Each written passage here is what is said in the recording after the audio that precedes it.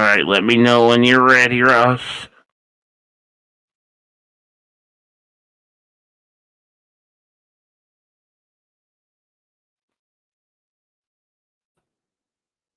Okay, there you go. Now you gotta beat it, Ross.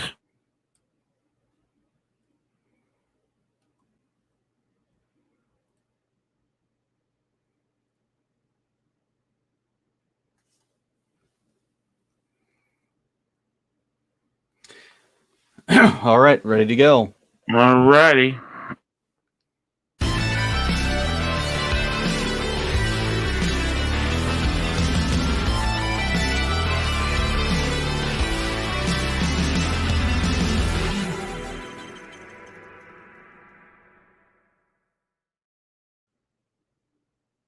Star Trek, WandaVision, DC, and Mortal Kombat!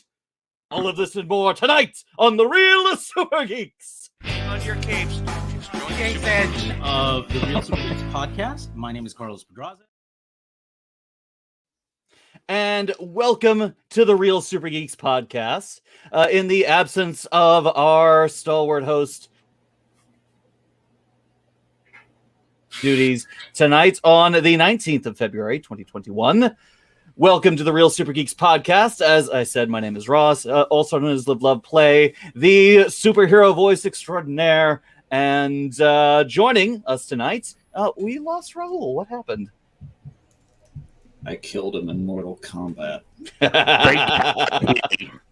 Well, starting from left to right on my screen, at least, we have our excellent, outstanding, and skilled producer, Justin.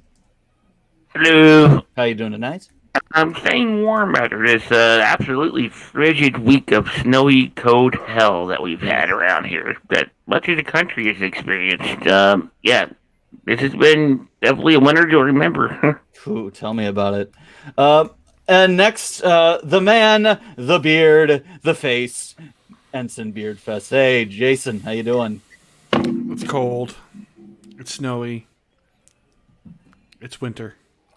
And I gotta say, that is an excellent L-Cars display behind you. Nicely backlit. Thank you. Really good touch. Love it. And then, everyone's favorite Pokemon and his human companion, Travis and Lane. Hello, everybody. I could just say that it's cold and snowy and stuff. But everybody else is saying that, so I'll just say that it got so cold that at work the fire suppressant system got damaged. Like, we had pipes. Like, I went into work Monday morning, the pipes had burst, the toilets were out of commission, the trash compactor wasn't working, the elevator wasn't even working, and the fire alarm went off like 3 times because like there was just like the suppressant, the things had frozen. The soap is still frozen, I believe. It got cold. But I mean, this is Colorado, so I'm used to it. That's when you go home. That happened 2 years ago at the place I worked. The fires, the sprinkler system broke, and black water was just everywhere. We thought it was sewage at first. Yeah, they had to take away quite a bit of ceiling tiles. There was just a big old mush in the trash can of just like this drywall ceiling tile stuff that's just Yeah, once that stuff gets wet, you might as well just forget it. It was and and our very own Southern Belle, Sunseal. How are you doing tonight? Hi. Well, I will say this for where I live. It's not often that people reject a foot long. Yeah, we got a foot of snow where I live. So innuendo. Yeah. But see, I like it cold. So I've been having the time of my life. Everybody else has been stuck. This would not be the weather for assless chaps. Where you at, dog? All chaps are assless. If you're wearing chaps without jeans, you're an idiot. Unless you're in a gay bar. Well, there's that, yeah. Otherwise, it's a very good way to get, your entire legs bruised to hell. Anyway, so are you coming into us from anywhere in particular this week? Actually, yes, I am. You see, I'm also transmitting with a group of friends from this lovely raft. Oh, I get this reference. Getting a lot of good drifting salvage from time to time. Oh yeah. The one beautiful thing about the human planet is that when it turns into water world, there will be plastic everywhere. Just got to watch out for those sharks. And the bears. Well, see, on this raft, I am the shark. Hell yeah. Oh, do you have the shark head? I have multiple shark heads. They just don't fit because of the head fin. Markiplier's playthrough of that game is absolutely hilarious. Yes, it is. As is Let's Play. The guy's an achievement hunter. All right. Well, let's dive into the topics this week, and we've got some juicy ones, starting with the summary from our friends over at TrekSphere. A summary and updates of not one, not two, not three, 6 different Star Trek shows currently in production. Star Trek Discovery, Star Trek Picard, Strange New Worlds, Lower Decks, Prodigy, and Section 31. Let's hear what you guys think. They were all canceled. Go ahead. Fake news. They were all canceled. Alex Kurtzman's been fired. I hear they're going to replace him with Kathleen Kennedy because she's looking for a job. I got into a bit of a discussion with a gentleman this week who kept insisting on calling them all faux Trek and going on and on about how infantile, simplistic, and dumb the writing was, comparing it to scholastic publishing level of storytelling. Clearly, the guy hasn't read Scholastic in a long time. Those stories get pretty deep. Has he watched 90s Trek? Yeah. Did you watch any 90s Trek? I believe it's called cherry picking. Skin of Evil? Oh, no, that was one of his big complaints. He said that Ariam's sacrifice was so unimpactful because she was this nobody side character who was killed off when she was no longer useful. Meanwhile, Tasha Yar's death was so much more impactful because she was a regular cast member. When, in fact, we was so attached to her and she and Ariam, the 18 episodes that we knew her, that bland personality. When your actress leaves the series because she feels like she's being underutilized, then no, it's not impactful. You're the second hot girl that stands up on the bar there. Yep. Just say your lines. That's a good girl. Anyway. I could go on about just how, the Next Generation did not treat its female cast members very fondly. At least not in the first few seasons. In the first few seasons. Even in the later seasons, they didn't get the best episodes. DS9 did the same thing. The only reason you had anything like that out of the female actresses was because of Kira. Even Dax was treated mostly like a piece of stage meat for a while. I don't know. I think DS9 also a gave some much more interesting storylines and developments to all their characters. Sure, after a couple of seasons. No, I mean, even in the early seasons, Kira, I believe, has some great development in episodes like Progress, Duet. Yeah, right, and that's exactly what I just said. She's the only breakout female character in the first couple of seasons. Jadzia Dax has her moments as well.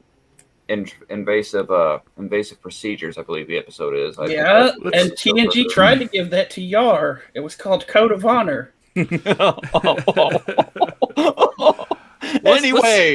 Anyway, let's talk about Trek in production. So first on the list from TrekSphere, we have an update for Picard Season 2. They're starting their table read.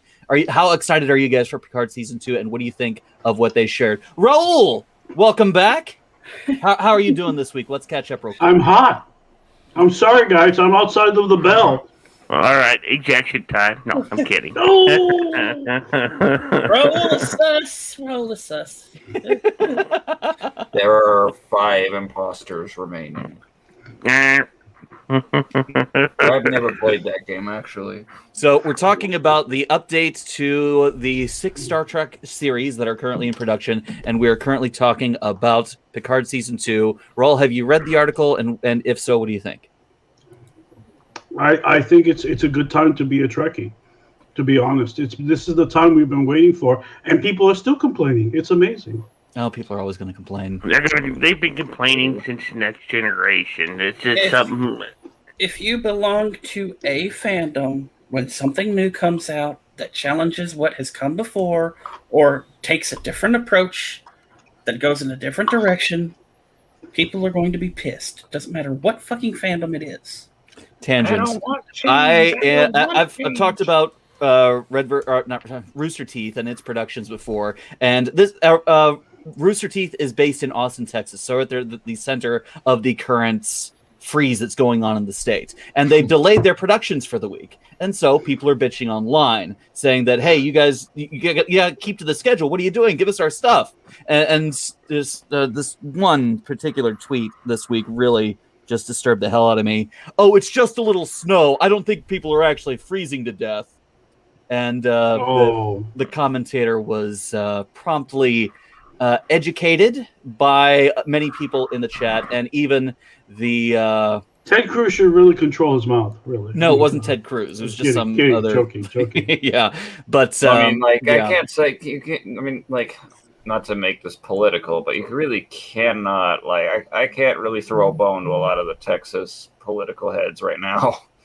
Like there was a mayor down there that had to promptly resign because he was just like, "Oh, you guys, all these people complaining about no power and whatnot. You guys should have had a backup plan. It's the survival of the fittest." That's what some people don't understand. They don't get that code in itself. I mean, it gets code, but it don't get below code like it did down there. Nobody was prepared for it. It's not so much that. It's more the fact that these are people who pay their taxes, pay for the services, expect power to be delivered to them, and when it's off, they expect the companies that they pay to act on this, and they expect the government to kind of speed this process along. And when the mayor is out there saying like, "Oh, it's survival of the fittest," people are going to be pissed, and rightfully so. Speaking of Texas and the hardship people are having down there, this week, just a couple days, yesterday, in fact, I posted a Google Documents that had a list of mutual aid groups, charities, and other organizations that are reaching out to people, try and get people heat, try and get people food, water, aid, cleaning help, whatever they need in order to survive this cold snap and to recover afterwards. So, Justin, if you can find that post and paste it in chat, I'd really appreciate that. Get the if even if you're not in Texas, share the document around and try and get as many eyes on it as they can. I don't have the ability to donate, but if you do, please send help to these people if you can. Back on the subject of Trek. Any other thoughts on Picard Season 2? Picard Season 2. I'm very much looking forward to it. I am very much looking forward to what dilemmas they will bring forward in the story with the revelations of the season finale of Season 1. And Look, I just want them to explain where the hell the hand-holding came from between Seven of Nine and Raffi, because like that looked a lot more lovey-dovey than anything that went on during the season. It gets lonely in the collective, son. I mean, really, you're so judgy. Hey, I don't judge anybody for anything when it comes to love. I just want an explanation. Look, if I'm gonna throw a wedding, I want details. Well, the wedding will have lots of weapons. That's for sure. Which captain is going to officiate, though? Is it going to be Picard, or is it going to be? Damn it, I'm forgetting the name. Janeway? No, of the La Serena. Rios. Thank you. Been a while since I've rewatched it. I need to do that again. I do remember the character names.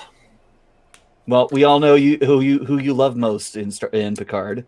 He needs to see a cat. He will see a cat. I'm certain of it. It'll be great. I'm gonna hold you to that, Ross, because like if he doesn't see a cat this season, Lane will find you, and he will kill you. He'll have to go through my wife, Okay, so and I've you don't want to heard mess with her. She's a Virgo. Eleanor is not going to be in season 2 of Picard. They recast him with a nymph. Anyway, Raul, Jason, Justin, how about you guys? Let's start with Raul. Or go ahead, Justin. I want to see Q pop in and tease Picard for being a golem. No. Because Q went through all that work and tapestry to, show Picard the meaning of life where he become a golem. No. Actually, that's actually one of the finer points of Q being an antagonist when he's a good antagonist. Yeah. When? Well, yeah, if they literally brought Q into Picard, he would be a good antagonist. He would be. Just to pick, not for anything stupid, not for This a ain't your trial Deep of Space humanity. Nine / Voyager Q. Yeah, don't apply your TNG DS9 Q to Picard writing, okay? So put all of that shit aside and understand that when Q was at his best, he was a moral antagonist over these bigger ideas like self-suicide and shit. Right. He's going to, if he shows up, he's going to make Picard reflect on his existence as a synthetic being. Is he human anymore? Is he the same person? Is he different? Is the nature and meaning of his new existence as a mortal synthetic being? Basic transhumanism. I have a feeling this is going to be a lot more Blade Runner than it's going to be Star Trek in terms of theme. Well, we got a bit of that. What was it season 1 where we had Data's grandfather? Yeah. Yep. An expansion upon Yeah, that. I saw a post this week that was kind of like pointing out the hypocrisy of Picard in attacking, what's his name, Ira Graves for, usurping Data and inserting his consciousness over it, and so it's kind of interesting that now Picard is in the same situation where his consciousness has been inserted on the body of what could be another artificial life form. Well, that's the thing. The difference there is that Dr. Graves inserted his own mind, his own personality, his own being over Data. He hijacked and supplanted another individual in favor of his own survival. While Picard, on the other hand, was in the body of a basically got a hot dog. Yeah, right. But one of Picard's arguments to Ira was he was cheating death. So yeah. I mean, do those arguments come back and haunt him this season? It'd be good if they did. Yeah, that is a question that would definitely be interesting to see. Any final thoughts? Here's the answer to that question. Picard didn't cheat death. The crew cheated death for him. But it's a consequence he still has to live with. Sure. Because, once the others find out, how are they going to see him? Is he still going to be the same Picard, technically? I mean, he seemed fine at the end of the show, but, he's still going to have to wrestle with that dilemma, and I think we're going to see a lot of soul-searching. Anthony Armstrong, the current state of Kelvin is... we don't know. Wait and see. There's a script. We don't know what's going to happen with it. I think last week we talked about it and we said that a Star Trek film seems remote for the time being. Yeah, there was news this week that they picked up and they're searching for a new director and it's gaining steam. So who knows? That's good. So next on the list, Strange New World Season 1. Probably one of the most highly anticipated of these shows because, well, let's face it, we all absolutely adore Pike from Season 2 of Discovery. Yes, he was a incredible hit, and what they did with the character of him and Spock in that series was quite a surprise to most of us. So what do you guys think? Let's start with Travis. Bring on the hype train. Bring on the hype train. I don't know what I'm singing. I am very much excited for Strange New Worlds. I'm ecstatic for Strange New Worlds. I'm very excited that it's supposedly going into production this very Monday, and I want to see the show. Moved to song, everybody. Yes. I And complete stuttering. That was a bunch of nonsense spouting out of my mouth just now. it's quite Very okay. much like I am slobbering over myself of just how excited I am with this show. Oh, Love it. Love it. Maybe you should rent a room. Oh. Shut up. I mean, you know, you can rent a room with you and Lane there if you're having that type of a problem. I'm sure Carlos will. This is not that kind of show. Don't even go You there. get double beds or Let's one not single turn this queen? After Dark coming soon. Let's not turn this into Travis and Lane OnlyFans. No, it's just Now it's a only thing. men. Oh, No, it's a geez, you build more it. comments in the. All right, no one's very good. Jason, how If about you? there's any comments in that, I'm going to. Stop it. I'm gonna hunt you down, and I'm gonna. Are you gonna stop it? Let's just put it this way: if Travis gets slobbery enough, Lane can swim in it. Oh. Floating it more like it. I hate you all. Well, you know Well, what we need love you know what you. we need to get Lane. Well, no, I take that back. I love you. Carlos doesn't. Carlos just loves Lane. You know what we need to get Lane. Oh God! Not that again. I have my glasses off for a reason. I can't see Oh. no images on the screen right now. Yeah. Oh. Jason, take it away, please. Really jazzed to see the Enterprise in the era. I mean,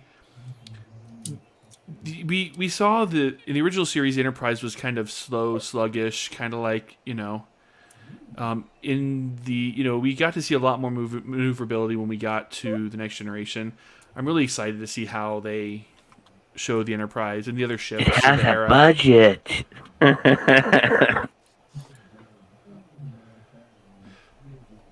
That's what makes this great. We're going to get to see this era, you know, the way that it should have been seen, you know, with a budget to treat it. Actually, the budgets are fairly equivalent. Yeah. Yeah, and understand It's that. just technology has been flattened. Right. Well, and the other thing too is that a lot of the people, there's this misnomer that the original series had a low budget, and it wasn't a low budget. It was very high budget. One of the reasons they killed the shows because it was so expensive. Yeah, it's just the production. You know, I mean, like the production ability of the era was more of the limiting factor than anything else. Right. But, you know, one of the things I hope to see from this is not only, you know, do we follow the example, you know, Pike and company as they do whatever adventures they start from. You know, I would like to see type of anthology show develop from this. You know, they continue on. You know, they do Strange New Worlds and they move. You know, they move on with the crew of the Enterprise and they keep building on it. Keep building on it. Do we need an anthology series when there are so many Trek series out there? With the Enterprise, I mean, there's so many stories you could actually tell with just the Enterprise alone. Well, I mean, this is supposed to be an episodic show, I believe. So. But I they're mean- still going to have something of an ongoing story as well. Pike is now aware of his fate. He knows how he is going to die. How is that going to change how he commands the ship? How the kind of risks he takes with the crew and with the ship and with himself. Sure, I mean, he's that's exciting. He's the doomed champion that we were all waiting for. So it's going to be very interesting to see how it plays out. And we get to see more number one, which is incredibly exciting for me. And Spock. Well, and I hope- Spock, of course. Speaking of number one, I hope we see more of number one in Picard season 2. Just saying. Woof woof. Oh, Yeah, that's kind of a Am I one. the only one that picked up on that right away? Well, I mean, Apparently. it's like, you know, you want a cat, so, I mean, I mean, I know I want a cat, but I got Cats are better than, or dogs are better than cats. Let's see. Who haven't we heard from? Raul? That's your opinion. No, I said my Okay. piece. Son? Honestly, there's nothing here for me yet, so I have to wait for the premiere. This whole thing about I'm kind of with you about building hype about shit anymore, especially when it comes to Trek. I'm done with all of the hype shit. I'm just done. I don't do hype anymore. I will respect that stance, mainly because, like, I am fairly certain that the reason I personally enjoy shows like Lower Decks as much as I do is because I did not have high expectations for them. I actually straight up thought that Lower Decks would bomb, and now look at it. It is my second favorite Star Trek show of all time right now, second only to DS9 as of right now. Yes. 10 episodes did that. How does it do that? I don't know, but Well, did. we're working our way there, but next on the list is an update from Star Trek Prodigy, which we know is in production thanks to earlier updates from Captain Admiral Janeway herself, Kate Mulgrew. But this week we heard from Billy Campbell, the actor that played the outrageous Okona in the episode The Outrageous Okona from the first episode or first season of Star Trek The Next Generation, a character we haven't seen for 33 years. And now he's coming back in Star Trek Prodigy, apparently as a distracting heartthrob for one of the female characters. So what do you guys think about this with the reintroduction of Diet Han Solo? Did you just call it Diet? Did you just call it Rocketeer Diet Han Solo? Yes, I did. How dare you, sir? How dare you? I wonder if he's going to shoot first. Well, you know, Billy Campbell was in the running to play Riker. He Really? was he was one of the finalists to play Riker, and that's one of the reasons why they brought him back. But I'm glad we got Frakes, but Billy Campbell would have been an interesting character, and would be interesting in a Star Trek show of his own, Federation Starfleet character. I just wish they would have bring him in for more than one episode, because he would have been a good antagonist to have in the early days. Well, he wasn't. Well, that's just it. He wasn't an antagonist then. He was adversarial, but in the end, his objective didn't work against the Enterprise, really. Yeah, he was more the anti-hero. And even that doesn't seem like a proper term. He was a rogue. He shot first, is what you're saying. He was a scruffy nerf herder. He was a villain. He was a villainized protagonist. In terms because both of the sides in the conflict said he was the bad guy the whole time. In terms of him returning for Prodigy, I find this a bit of an odd move, honestly. This is something I would, like, not to bring it up again, this is something I would maybe expect from a show like Lower Decks. Prodigy, I find it just an odd move. I'm curious. Well, It makes perfect sense to me because this is supposed to be like a group of kids who steal an entire fucking spaceship. Of course, one of the teenage girls is going to have her heartthrob hero. Well, if the teenage girl is gonna look at him as a heartthrob, like how much time has passed between? I believe season 1 of The Next Generation takes place in like the early 2360s. Uh-huh. And if this is going to be taking place, I imagine post Voyager, we're talking at the very least the 2380s. Well, that's why I suspect maybe both Janeway and this person might be holograms. So this guy, like, if I'm gonna base his age based on what he looks like in Outrageous Okona season 1 of The Next Generation, at the very earliest, the guy is probably in his early 20s. So this teenage girl is falling for a potentially like Gilf. 40-year-old dude. Yeah, it's called hero worship. He's a used silver to it. fox at this point, I bet.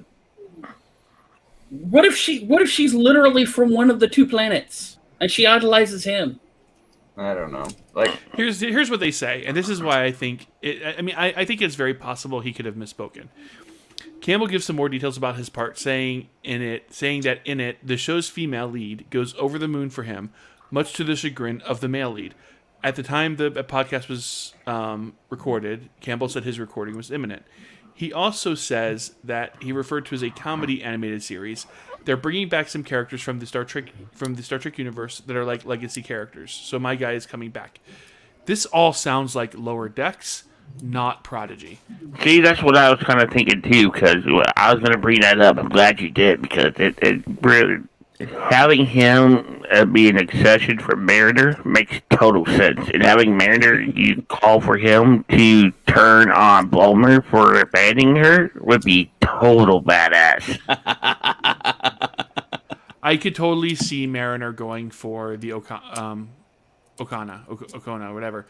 And I could totally see Boimler getting pissed off. So, I mean, it's possible it's Prodigy, but this sounds a lot like Lower Decks to me. So I'm not saying definitely it's he misspoke, but I wouldn't be surprised if he did. I mean, could possibly have done it just to throw people off, but I mean, it wouldn't surprise me. It would not. I think it would fit better. Either way, it'll be interesting to see what comes of it, whether he's on Lower Decks or Prodigy, or that brings us into.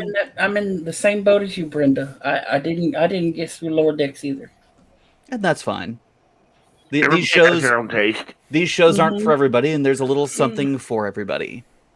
So next on the list is Discovery Season 4. Do we really need to cover what we're expecting? Because we've been exhaustive about this over the last couple weeks. yeah, I was about to say we have been talking nonstop about Admiral. We're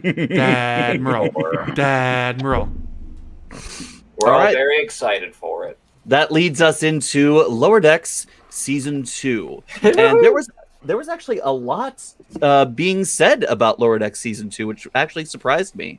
It was Mike McMahon saying that they're going to focus a bit more on the supporting characters. We're going to see more of Rutherford and Tendi at the center. We're going to see more about some of the supporting senior cast members. We're getting a Billups episode. Yes. We're getting an episode about the chief engineer, and we're getting a hug. The guy needs a goddamn hug. He needs all the hugs. No, wait a minute. Whoa, wait a minute. Back up just a minute. Okay, so you guys how you guys said it was he probably misspoke, that it was about Lower Decks, and that all of this, and you could see Boimler and Mariner, and wait a minute. If they're flipping the script to the side characters, and you have Tendi and the other guy, Rutherford, that's a relationship where she would definitely fall for the rogue type character, because it's literally her entire species. I don't know. And Rutherford's been chasing after her since episode fucking 1.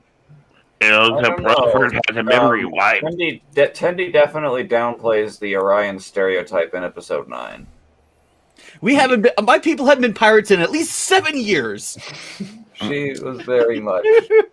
Meanwhile, her and Rutherford both stole like entire bags full of those fucking devices from the other ship. That was a great episode. That was a fantastic. That was a great episode.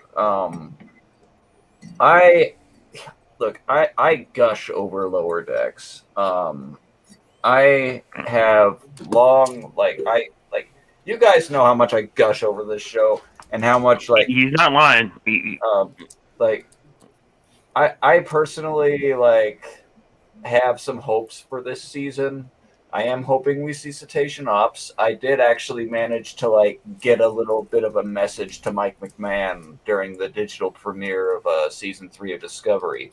I said, McMahon, I want to see Cetacean Ops, and he gave me a winky face, and it was there. I have it screen capped. I screen capped it. I loved it. I'm also I know that this probably won't happen, but I would be head over heels if they canonized the character of Omer the tourist from Turkish Star Trek in this show. This is the show to do this. Hear me out. Like, just a little, like, Easter egg. Just have Omer the tourist just in the background, like, with his, like, little cowboy hat and, like, his goofy smile. And, like, if you're going to give him some dialogue, you have to, like, have him just smoking an invisible space cigarette or something, because it would be brilliant. I have no idea what that is. If we're going to canonize characters and we want to see cetacean ops, there is only one option, and that is from the Peter David TNG Mirror Universe novel Broken Mirror, which features Commander Wee, a dolphin, a literal dolphin who gets around in this floating little bubble of water, and who is able to sense the figurative strings of string theory to figure out where they are, and when they travel, they get pulled over to the mirror universe. He freaks out, and Riker gets his attention by whistling real loud, and he looks at him all crestfallen, like, "Commander, that was foul language." Best line in the book. If we're gonna bring in cetacean ops, there needs to be a bottlenose dolphin named Darwin. That's what Commander Wee is. But he needs to be named Darwin. And he's much more well-spoken than Darwin. No, it needs to be Darwin. Sequest DSV, everybody. We love it. At least the first season, because the other two seasons are terrible. Yeah. The other two seasons are TNG and the Sea. But we're getting a new chief of security. We know that much, and we're also going to get some more Dr. Ta'ana too, and that makes me happy. Yes, that is something I'm very much looking forward to. Raul, what about you? What are your thoughts? I would like to see Cetacean Ops because I'm a big David Brin fan. And David Brin made him famous by his Uplift series. Very cool.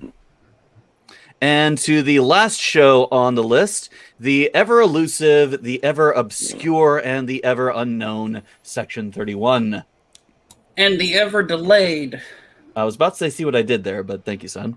Is it delayed? Because I thought from the very beginning they said that Section 31 couldn't begin until after Discovery Season 3. Yeah. And like we see why.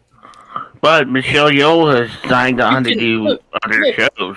You can say it doesn't start until after Season 3. You can still film it beforehand.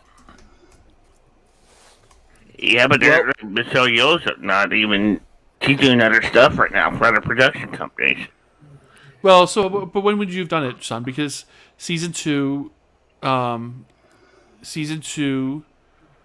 wrapped, and then there was a period of time where there was not a lot of production, but then season 3 picked up right after season 3, which is when, kind of right around Section 31 was supposed to start filming.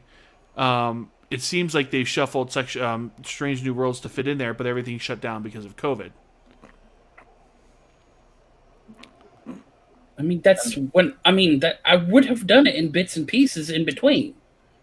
I mean, like literally to get Section 31 started, you wouldn't need more than to already know where she was coming from. So if you already know she's coming back from Season 3 for whatever you're doing for Season 3, that's literally how you start the show. That's it. That's all you need. Like, her showing up back in the Prime Universe, back in time, that's all the explanation you really need to do. I don't know. Well, I think it would have been very wonky to do something like that, honestly. Well, go ahead. Especially, like, considering how she departs the show in Discovery. I mean, if we were, like... My guess is that they are probably going to show her appearing in the whatever time that she appears in this Section 31 show, and they may reveal. Well, I don't know. I definitely feel like filming the show would have been a little overly demanding, especially considering Michelle Yeoh's current schedule. And if they were to even like air like potentially like before Terra Prime parts 1 and 2. See, that's the thing. I'm not saying air the show before season 3. You literally have a full season in the can from filming. I'm probably just misunderstanding that. Well, we don't have much by way of an update for the series. We know it's still a go. We know everyone's signed on board. And we know Alex Kurtzman is excited about it because in an interview with Variety Streaming Room Q&A, he gave us a bit of insight about how the show came to be, specifically because Michelle Yeoh really wanted to keep playing Captain Georgiou in whatever form she had. So they wanted to go forward with the Section 31 show after they knew if Discovery would be a hit or not. Thankfully, it was. Mm-hmm. And I am really looking forward to Section 31. I know that there's a lot of concern as to whether like it's going to steer away from the optimism of Star Trek, or we don't need a show about this woman who eats sentient aliens and is basically Space Hitler. These are legit complaints that I have. Space Caesar. Pick your corrupt leader. I don't really call her that at all.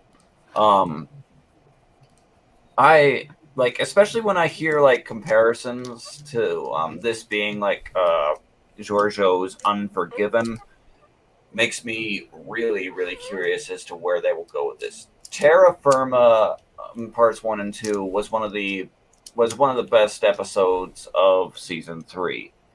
And it really shows how far Georgiou has come as a character. We talked about this when we reviewed those 2 episodes simultaneously. And I'm really looking forward to see how her development and her evolution continues in this aspect. I believe that this could be a road to redemption for the character in terms of becoming less and less like a, evil dictator and more as someone who is,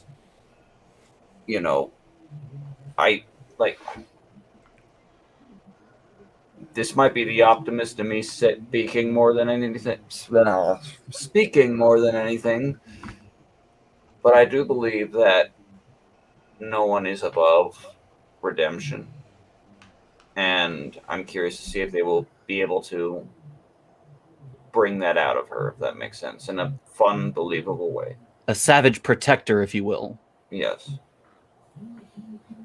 All right. Any other thoughts on Section 31? I just hope it's still a thing because we really haven't heard anything.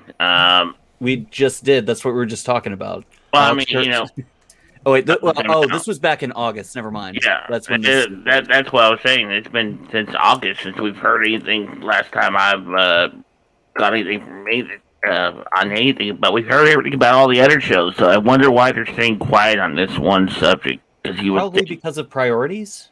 Yeah. Strange New Worlds is the priority, and Prodigy are both priorities over Section 31. Picard really doesn't conflict with it because it's filmed in LA. Speaking of priorities, I was having this conversation today with myself, and I realized this is why we're not having short treks. There are 6 shows in production going on right now. Wait. All of the money and filming and everything that would have been poured into short treks when they had one show is now being split up into 6 shows. They literally don't have anything more because, like, right now CBS is in the middle of transitioning CBS into their Paramount thing. Mm-hmm. Like, that's even costing money at this point. And we're not touching on that this week. Let's see. Final thoughts on the update for all 6 shows as a whole? It is a great time to be a Star Trek fan. Unless you're a hater, then it sucks to be you. No, it's good for them too because they're getting all the publicity of the hate. Yep. Hit it. They're getting those angry clicks. It is. I will counter with it's not a good time to be a fan. it's a good time to like Star Trek. Because even if you casually like Star Trek, there's something here for you. Mm-hmm. Yep. I mean, this is That's the literally joy of it. something for everybody, and this is going to be something special once it all comes to the surface. All right. Well, moving away from Star Trek, we're going to get into the show that we are all buzzing about. WandaVision has really dominated our discussions since it came out. It has been quite the show so far, and with its latest episode, what was this? 6? 7. Episode 7. We finally see a new player on the field, someone who's been there from the beginning, kind of sleeper, kind of in the background. You disregard her because she's just this kooky neighbor who talks about a husband that never shows up. But turns out there's a lot more to Agnes than we thought. It was Agnes all along. Stay tuned. I was right. I was right. Yes, you were. As was IGN and a few other theorists out there. I have no idea who this person is. Well, Jason, why don't you educate us? Who is Agatha Harkness? Yeah. So Agnes Harkness is a magical character within Marvel. She is a powerful witch, and she's portrayed as a sinister heroine and a teacher of Wanda Maximoff. It'll be really interesting. She's also depicted as being one of the witches from the original Salem witch trials.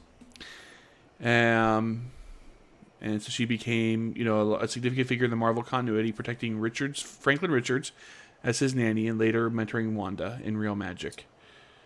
So it will be interesting. Franklin Richards being one of the children of Reed and Sue Richards. Who is the penultimate mutant.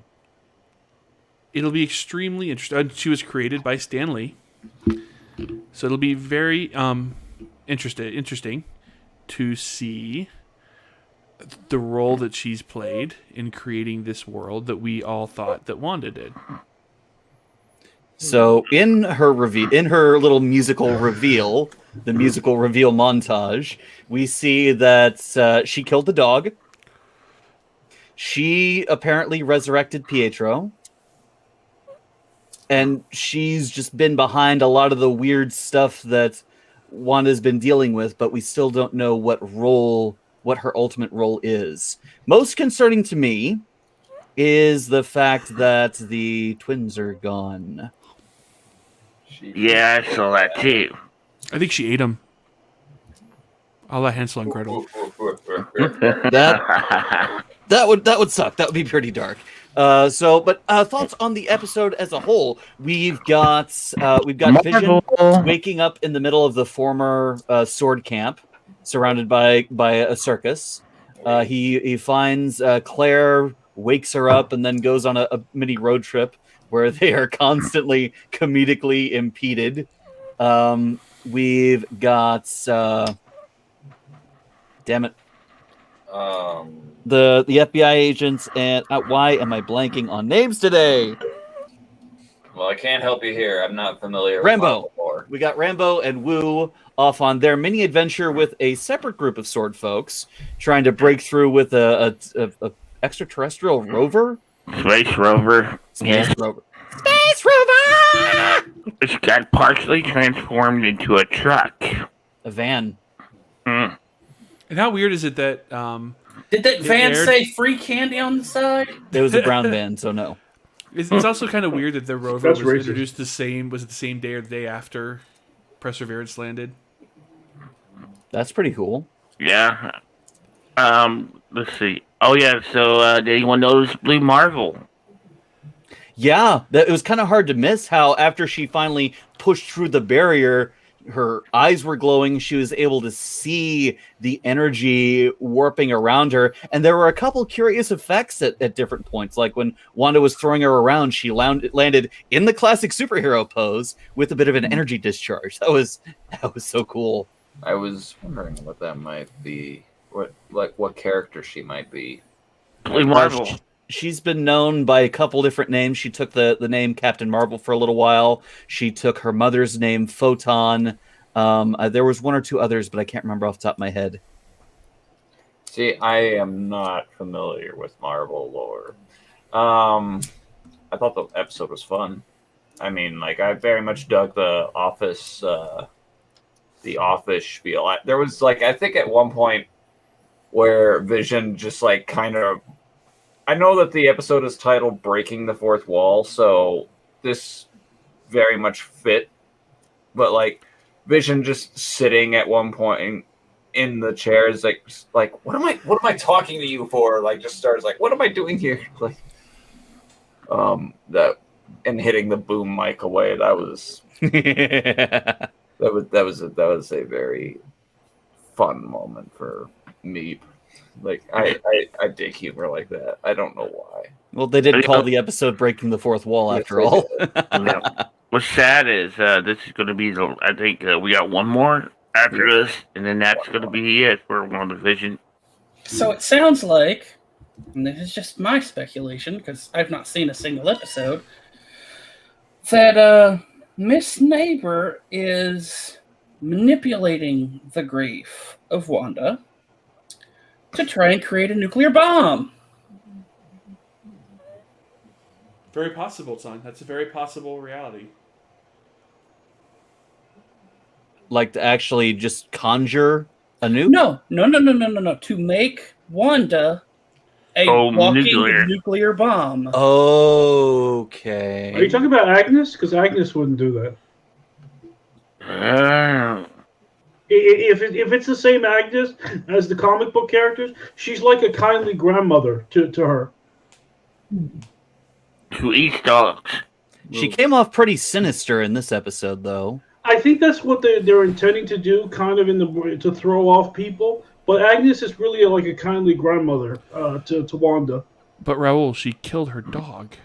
Oh, it doesn't matter. And what? I mean, my grandmother did a lot worse things than kill a dog. Trust me.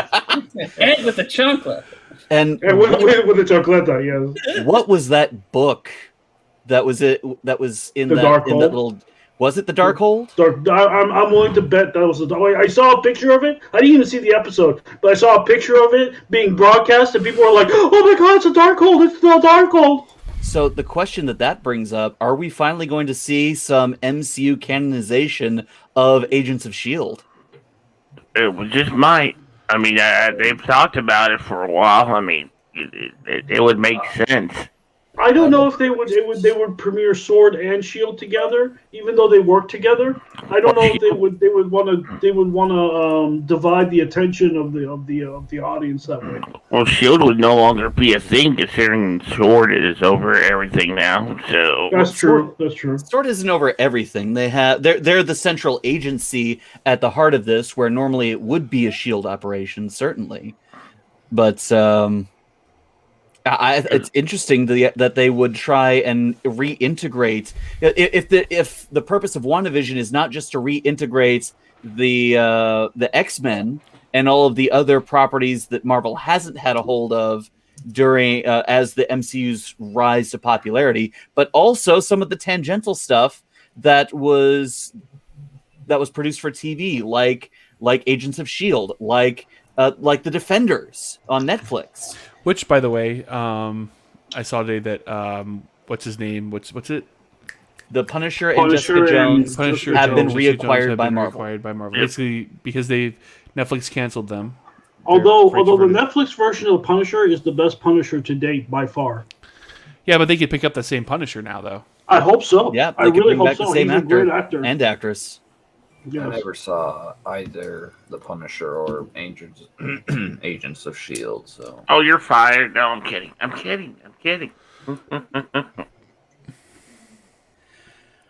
All right. What's Lane gonna do if he's fired? If we try to fire Travis? We'll keep Lane because Okay. Lane is here for Carlos. That's really kind of sick. In addition to everything else, Vision now has an idea of who he was before coming to Westview. And that's going to have some serious implications, where before he had as little memory of anything else as anyone else in town. So that's going to be I think we're going to see a battle next episode. I don't think the battle. What do you think between who? I would say between Wanda and Vision and Agnes. I don't know about that. Yeah. You're gonna see a Vision who's a lot more emotionally depressed next episode. Well, this episode, I don't remember the character's name, but she did say that she had been watching WandaVision since discovering it, and she did say that the love that Wanda and Vision share is real. So I feel like a battle between the two of them this early on, I don't think it would be earned right now. I think it would feel very out of place. Well, There is going to be a catharsis. There's going to be an airing of grievances, and there's probably going to be an argument, a rather heated argument, similar to the one we saw a few episodes ago. Yes. But the battle is probably going to come from sword. I could see I that. wonder if you're going to see Sentinels. Well, he did say that they were trying to reactivate the Vision. Wonder how far along they got with that. Yeah. Well, from the video, it looked like he was pretty messed up. So I don't know. We'll have to see how it goes. I mean, one episode left. How much can it cram into one episode? There's 2 episodes last season. Oh, there's 2? Okay. Whew. And we got our first post-credit scene of the entire series in this Oh, one. really? I didn't see Yeah. the post-credit scene.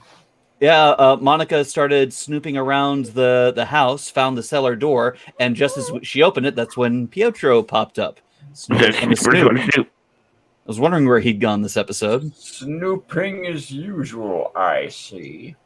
Hooray for dated memes. And then, He is creepy in this show. yeah, that's because it wasn't wanted them. I mean, have you guys watched American Horror Story? No. Oh. So Evan Peters plays a lot of the really, really creepy characters in American Horror Story. So it's really just, like in the first one, he plays a serial killer.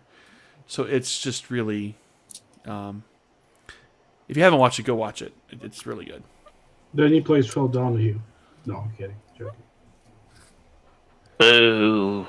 Another big aspect of this episode was how Wanda's reality, this artificial reality, seems to be slowly deteriorating around her. Everything is changing, regressing, and she's becoming more and more distressed by it.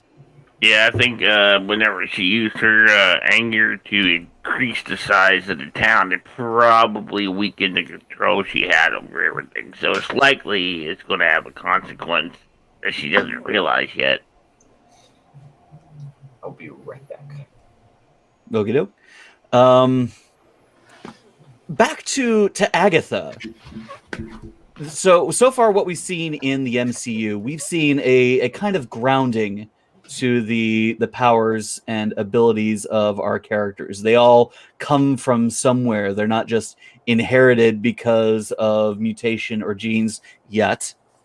And Wanda herself got her powers from an Infinity Stone, the Mind Stone, as does Vision, as does almost all the characters in one form or another, except for the Hulk. So where does Agnes get her powers from? What do you guys think? If they're gonna follow the Marvel lead, she's an older power. She's like the ancient one from Doctor Strange. It's an older power. It's not understood and it's not well defined. True, but they still kind of grounded that. Even Doctor Strange's abilities have been grounded in a kind of metaphysical aspect. It's not explicitly magic, so to speak.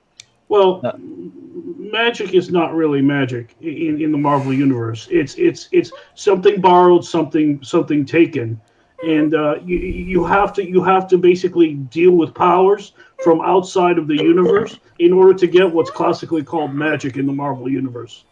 So where do we think that the MCU version of Agnes got her powers from?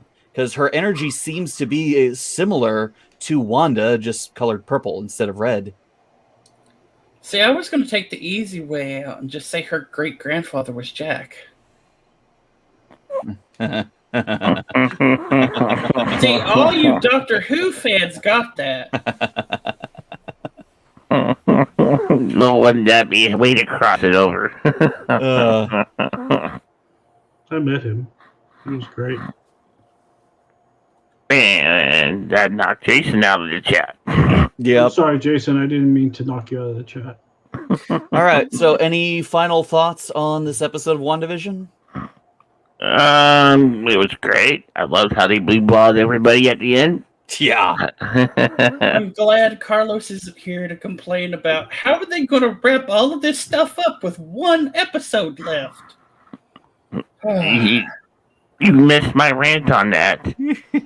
I didn't. No. I'm glad Carlos isn't here to say that. Yeah, okay, they'll take him an out. Yeah. So how in the world do they plan on wrapping all this up in the next 2 episodes? There's only one episode. 2. It's 2 episodes. I mean, I think that they've got... They increased it to 9? Yeah, it's 9. Because they were talking about after last week's episode, they were talking about how the last 3 episodes would be an hour long. But I'm gonna bitch about that for a second. It was an hour long. It was like 45 minutes long with like a 5-minute end credits. Their end credits are like it's like how many languages do you have to run through the credits through at the very end? I mean, that's what the language selection option is for. I mean, good God. So this is a long-standing trick called padding the airtime. But don't make it a big deal that the last 3 episodes are an hour long, so it's some kind of big deal when they're not. I was told we should be getting Winter Soldier and what the hell? The Falcon. Yeah, the Falcon and Winter Soldier coming real soon. I think next month. Yep. Can't wait. When this wraps, Falcon and Winter Soldier, and then I'm actually more excited about that than WandaVision. And they just started filming Hawkeye. I'm excited for that too. Florence Pugh was seen traveling for that. Very cool. And speaking of Disney productions, we got news this week that Rian Johnson's Star Wars trilogy, often maligned, is still on. So, Rian Johnson, of course, being the director of The Last Jedi, and probably the most divisive of the sequel trilogy movies.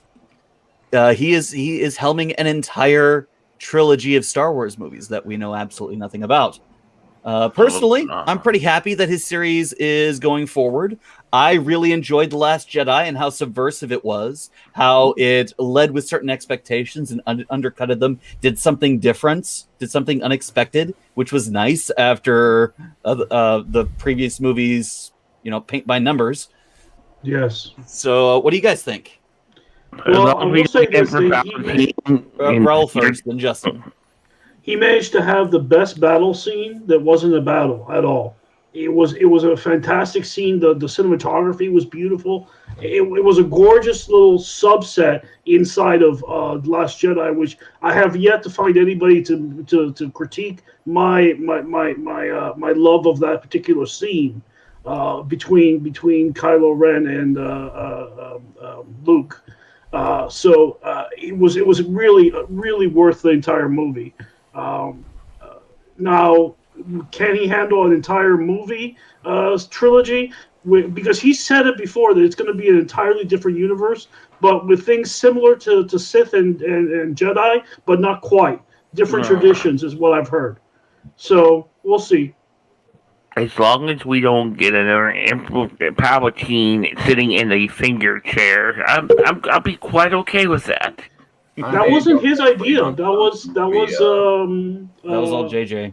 JJ Abrams. That's not a Rion move. I personally am very curious about this trilogy of movies. I do believe that I'm with you when you say that you enjoyed The Last Jedi. I personally enjoyed The Last Jedi tremendously.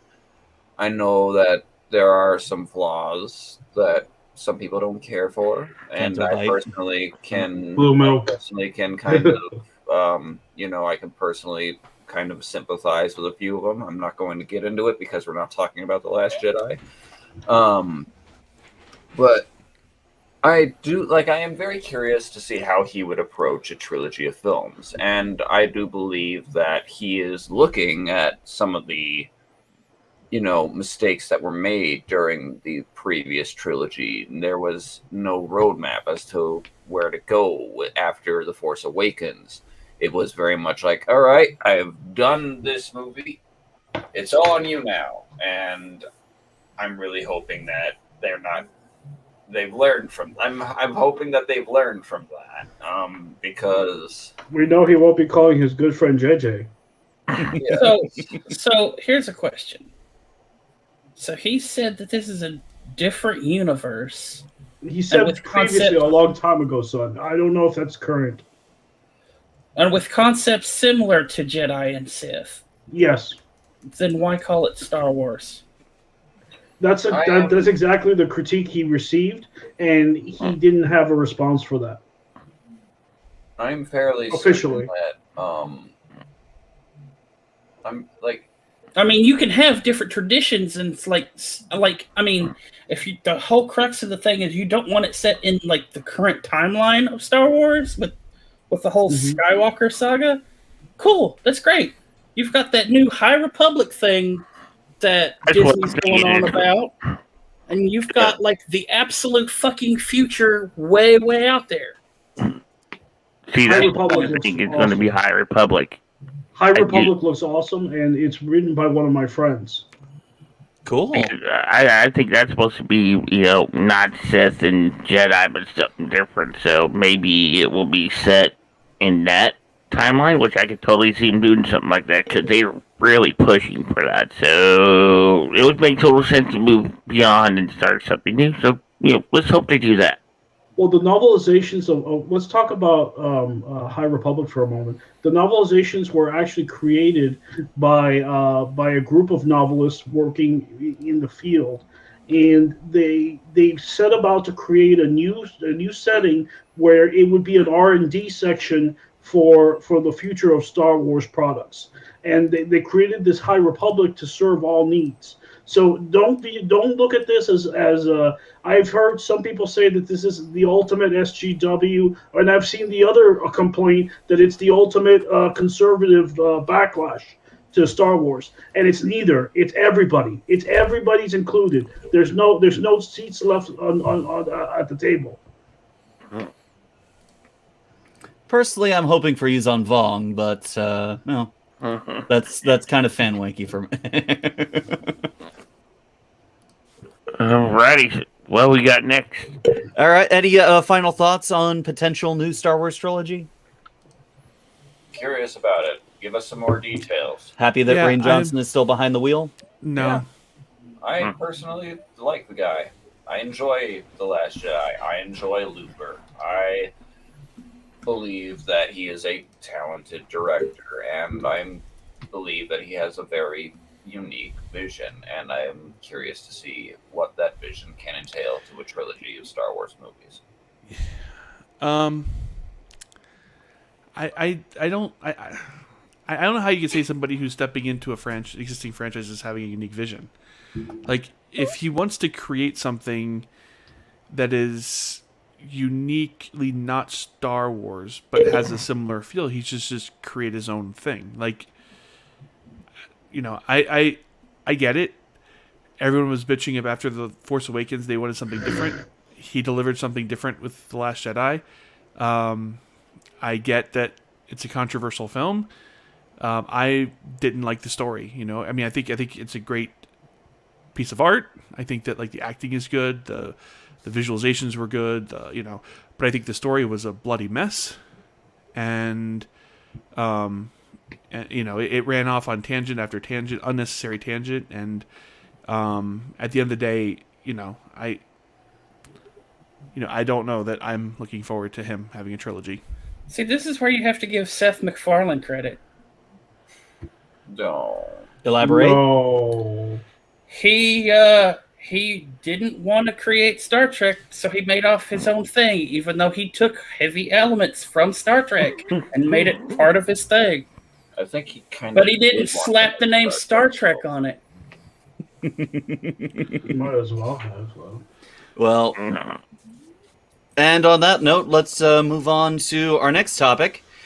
We touched on it briefly, but we can go into a bit more detail now.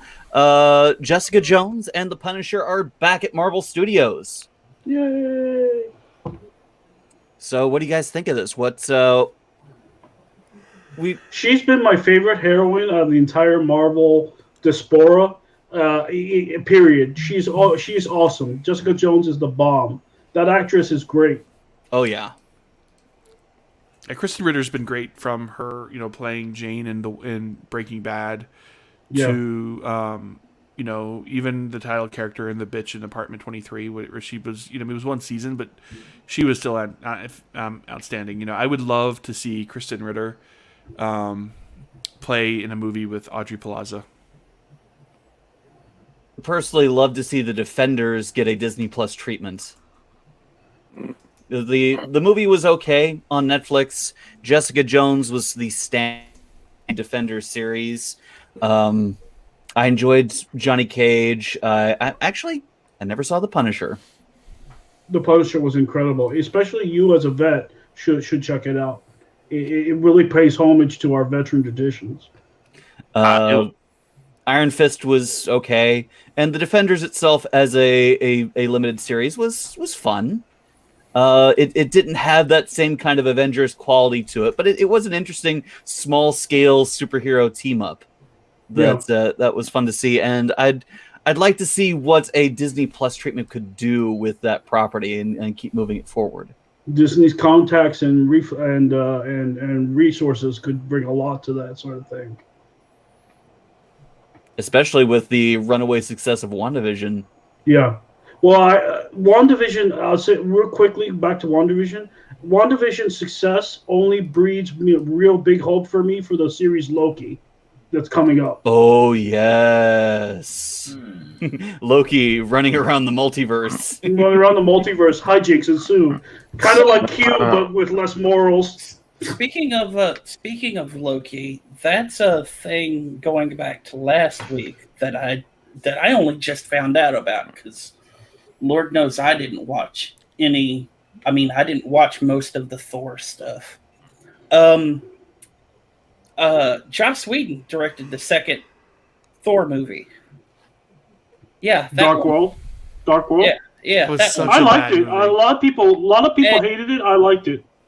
One of the biggest critiques that I have kept seeing over and over again about the Thor series has been specifically the second Thor movie, because Loki, who in the first movie was literally all about respecting women, because he was literally defending his mother the whole fucking movie, like turns into this anti-woman person for no fucking reason. Well, I guess now we know why. I don't know. I mean, it's one of the things that I saw in the past week. Because he winds up calling one of the other heroes a mewling Q word. I don't know what that word was. So Quim? I guess. I don't know. Yeah, Quim would be the word I would guess. That was the other. It rhymed with beef. That doesn't fit. No, it doesn't fit him.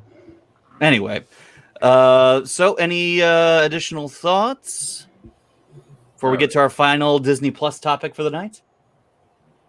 Yes. Okie doke. So, According to this article from tomsguide.com. Seriously, Carlos, where are you getting your stories, man?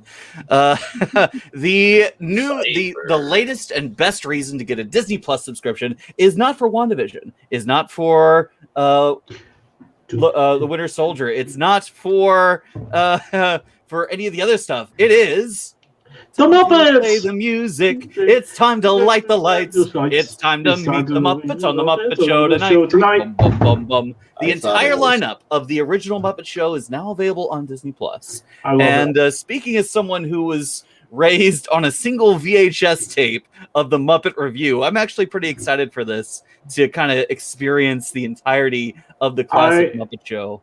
The Muppets and Sesame Street helped me learn English, so I have a good place in my heart for them. Nice. Okay. Oh, hey, Jason. Got something to say? Why? I didn't do it. Hey, you want the close up of his good-looking face. It was not me. Why am I water? Was it Jason? Was it the beard face? Yes. Did beard face do this? Yes. I suspect Sinister Beard Face. So,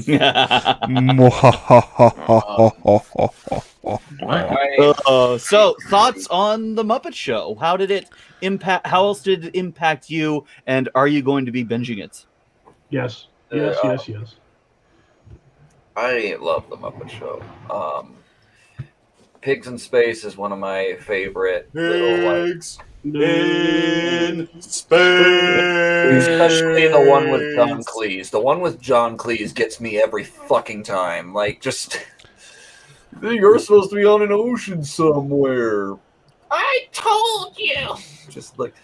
My favorite little skit that they had in the Muppet Show was in the tune to "In the Navy," and it was the pigs going Viking, and they were literally raising a village, and they were chasing around people. It was hilarious. What great TV! Unbelievably good TV. My parents introduced me to the Muppet. Me and my sisters to the Muppet Show through the Star Wars episode, and we watched. My sisters and I watched that episode religiously to the point where we could quote it line by line.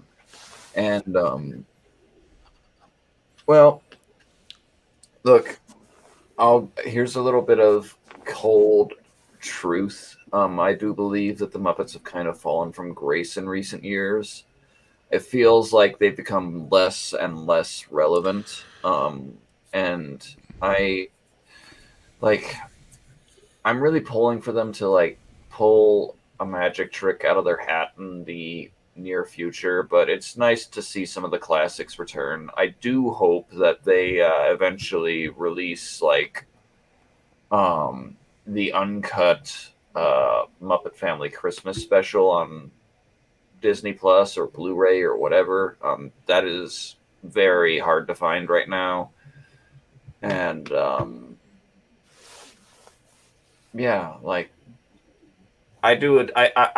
go ahead and say that I disagree that this is the reason to get Disney Plus right now. Because we all know the other reason to get Disney Plus is the Bad Batch. Let's be honest with ourselves. But yeah, the guy that wrote this article seems like he's not a Star Wars fan or a Marvel fan. Well, I just like that. We're going to get to see Bernie Sanders and Chuck Schumer critique the Muppets again. Wait. As long as Bernie has mittens, it's okay. Oh, that took me a minute. Okay. Statler and Waldorf. Yes. Oh, that's what you meant. I thought you were speaking literally. They will have him back, but then they will also have him have mittens, just because. Speaking of, hey Justin, you should probably share that most recent comment by Anthony.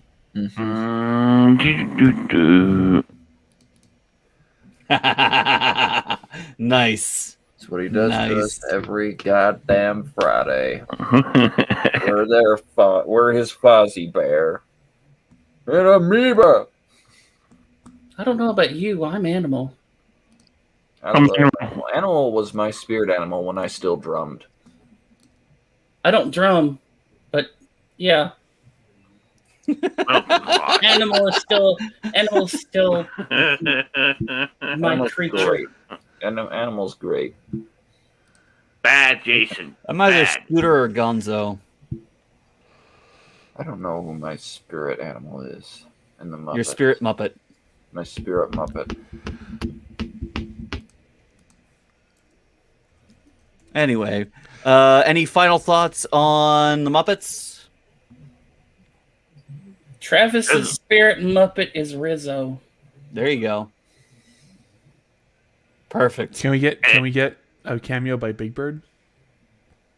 Unfortunately, they're owned by different people now. Are they? Yeah, Yeah. Big Bird is now owned by DC. not DC. AT&T. Yeah. Yes, HBO, which Mhm. which owns Sesame Street. Yeah, which owns What a crazy DC world. Comics. Do they know they don't own it? They don't own DC Comics. AT&T. They absolutely do. Time Warner does. No. Yeah, which is a part of which is owned by AT&T. Let me say this one second. Well, while you guys Big are looking Bird that is up, owned by DC Comics. Yes. so while you guys are looking that up, also this week, Zack Snyder's Justice League trailer dropped, and well, It definitely Yes. looks like a. Jack There's- Snyder production. there's extra bits. There's a few new scenes. We see Darkseid. But I don't see how this is that different a movie, except for what I can only see as extra scenes. That we got to see a same but different Joker who says we live in a society. More CG monsters. Look, I watched the trailer. I'll put it this way: I didn't see the other trailer, but this trailer looks like it's supposed to be some kind of Greek opera. Honestly, Well, the movie's supposed to be about 4 hours long, so yeah, this is certainly supposed to be an epic film. In the literal sense. well, the only question is, if this is supposed to be a Greek epic, does it end in comedy or tragedy? Knowing Zack Snyder, tragedy. Tragedy. I wonder if they're going to release all 4 hours at once, or if they're going to do it in parts. I believe they're going to do it in parts. Oh, I hope so. No, they said they were going to release it as one film. Good. Good. They should. They should have done that with the Lord of the Rings trilogy. I feel like if I'm going to watch this, I should probably watch the original Justice League, but I just don't have the motivation. No, don't watch the original. Okay, Don't Wait you- a minute. You people that can sit and binge watch an entire fucking series that is like 6 days worth of content. Hell And yeah. you I wanna- accuse you. And you assholes have the audacity to complain about 4 fucking hours? Yeah. The difference Yeah. is Son. son, Overthrow son. the the proletariat. difference there is that TV series have built-in breaks for commercials and other things.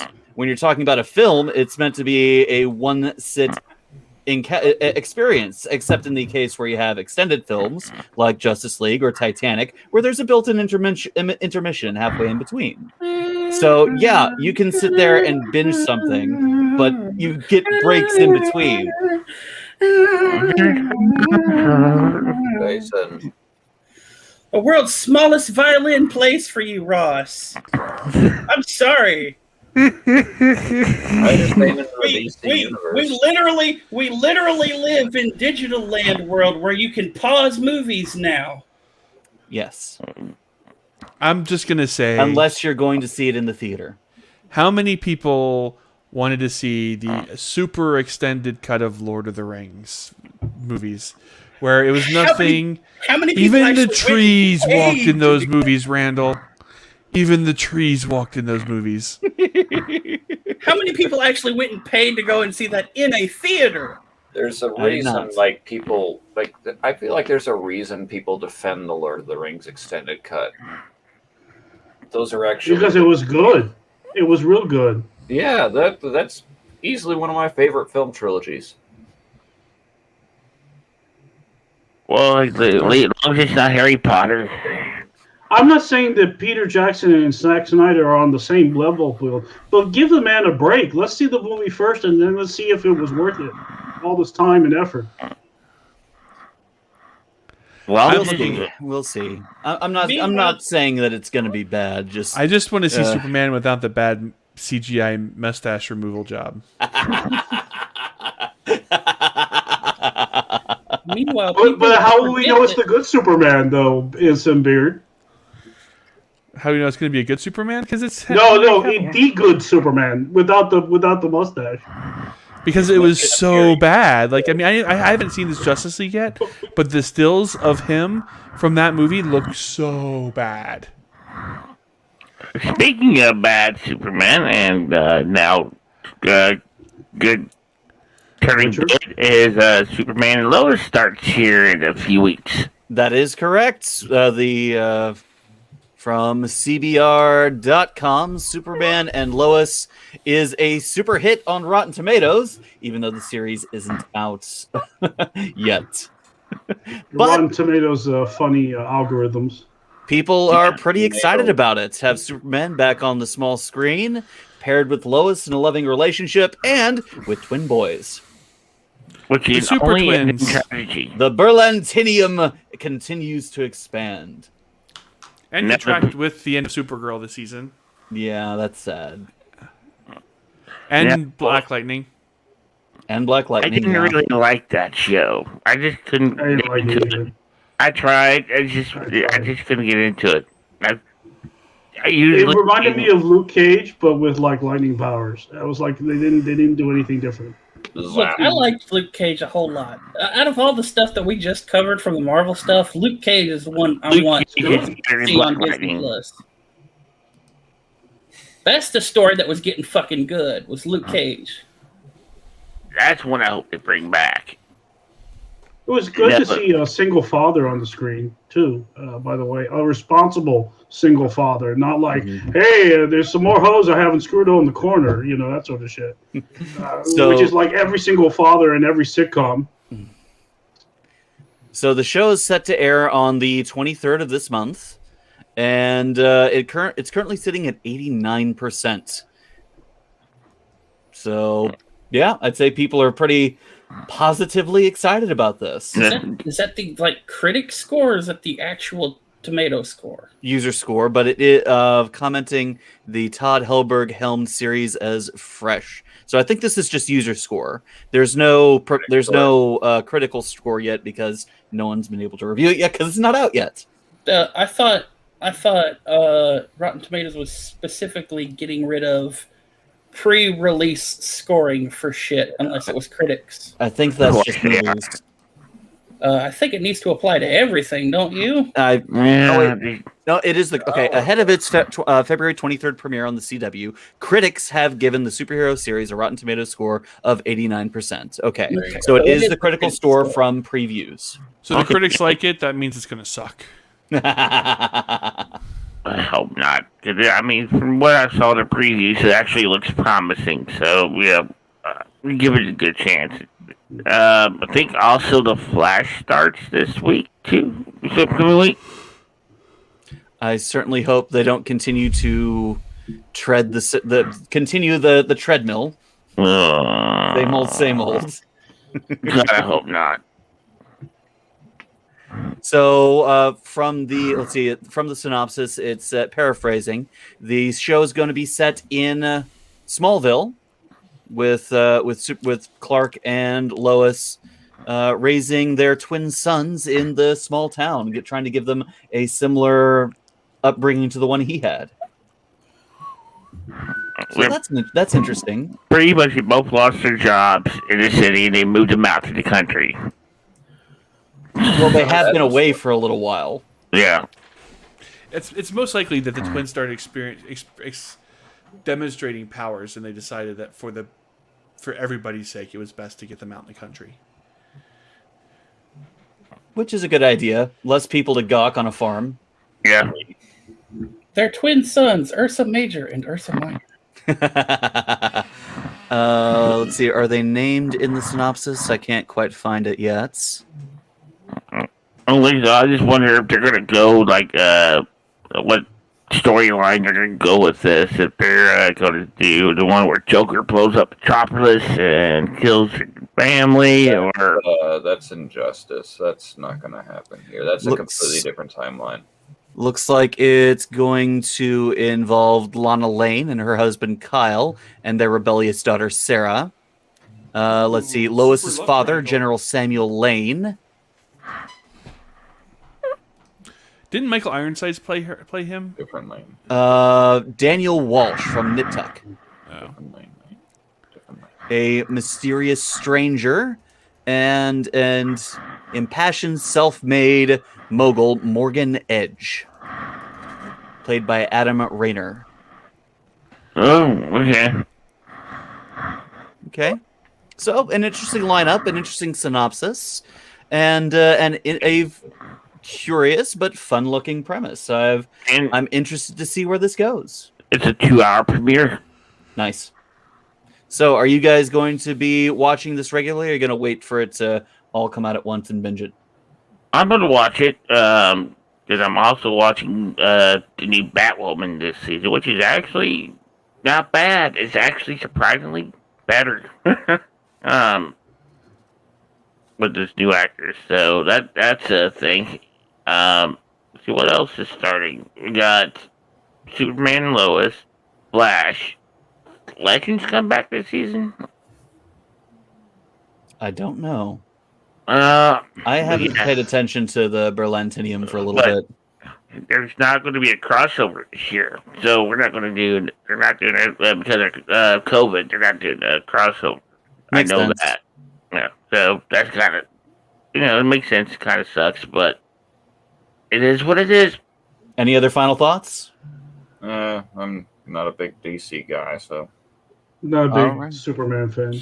Go Gadget, turn the channel. Hell yeah. But sticking with the DC theme, this week we got news that for the upcoming Flash film, Supergirl is going to be present, and she is going to be played by the Daytime Emmy nominated Sasha Cale from The Young and Restless. So that's interesting that they're including other superheroes within the Flash movie. We don't know what role she's going to take. The announcement is simply that she is starring in it. And I'm actually kind of surprised that the film is still on, considering what happened to Ezra Miller last year. Do we even know if he's still attached to the project? So far, Maybe Agatha Harkins recast him. I probably butchered that name. Yes, she did, but that's okay. It happened. Are you guys familiar with Sasha? And what do you think about this news? I know it's already starting to generate hate, which is pathetic from fanboys online. I'm like, it just drives me nuts that fans think they own a show. Well, they don't, and I really don't care about what's a good word for it? Impotent rage. There we go. Impotent rage. That's a good analogy. What do you guys think? Any thoughts at all? Ambivalence? Well, let's hear it. It makes me wonder if they're going to recast Mr. Eliza. Ambivalence for me. Okay. Travis? Lane? I haven't seen anything of the Flash, so Son? neither is Lane. I haven't really seen any DC movies, so All right. Well, short Moving topic. on. Let's move it right along. We're unprepared this week, Lane. Well, getting back to the Berlantinium of shows, we also got news from TV Line that apparently Golden Age Flash, Jay Garrick himself, is going to be making an appearance in Stargirl Season 2. No, that makes sense. That makes total sense. I need to catch up with Stargirl, but I really liked what I saw when it was on DC Universe. And I thought it was a lot of fun. And I think there's a lot of good in this series. that I'm interested to see where it goes, and I need to catch up. And to have Jay Garrick pop back up, that's just perfect and fills out the roster. What do you guys think? So, okay, so I did watch The Flash, and maybe I'm just a little bit confused. So all of this Stargirl stuff takes place before Crisis. It takes place after Crisis. Okay, because before Crisis, the daughter of Wells from Earth 2 was Flash, but she went to go to another planet to help, and Jay actually came to Earth 2 for a while. And that would make sense for this in that timeline. Yeah, Okay. but I think I don't know if this is a different Jay, because that Jay actually died during Crisis. Well, yeah, of course. So this is probably a different Golden Age Flash, which, I mean, that's a wonderful thing about the multiverse, is just they can do whatever they want. Well, the thing about Crisis is it was kind of confusing because the multiverse was slowly being destroyed, and the last bastion was Earth 32. Earth Prime. Yeah. Earth Prime. And after Crisis, after they defeated the Anti-Monitor, there was supposedly no more multiverse. At least that's what a couple of the shows went with. But in the epilogue scene, we still saw The Titans. we saw the Titans. Their show's still going on. We got a tease of Stargirl and their team on a different Earth 2, because it's not the same Earth 2 that we saw in Flash, which is a shame. I really liked the aesthetic of that Earth 2. And we got to see the Kingdom Come era Superman back in his blue suit. So the multiverse as it was doesn't exist, but it does still exist. It's confusing. So Timey-wimey. I blame the anti-Merrimack. Oh.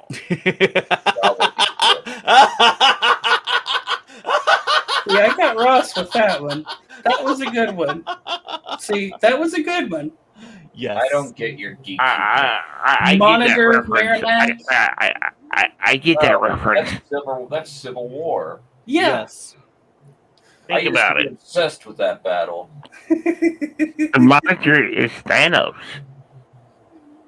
Anyway, so yeah, this Ironclad. makes perfect sense to me, and I really enjoy the actor. I'd love to see him take a supporting role in the show as another mentor. I think that'd be pretty cool. What about you guys? Yeah. I really I haven't seen I lost. Stargirl yet. Look, I lost all interest when they fired the dude who played Ralph. So Stargirl is a really fun show. If you get a chance, I'd encourage you to watch it. It's fun. It's not It's- repetitive it's- like The Flash. It's a fun superhero team show, which is nice. it just seems like all of these DC shows have slowly turned into like stereotypical chasing the girl teen drama view, honestly. It is on the CW. And I've never been one I for mean, I've never been one for the Party of Fives and what is that? It's like whatever the hell that address was. No, 90210. Well, at least with Stargirl, instead of, the entire cast eventually being given powers over time, everyone as they are joined the team get powers. So you don't have to worry about that old trope. Oh, yay. Everybody gets a code name. Everybody gets powers. Everybody gets a mask. It was just so... Everybody gets to participate. Yeah. Here's your trophy. Everybody. Any final thoughts on Stargirl and The Flash? When does it premiere? Let's see. I just closed it. Hang on.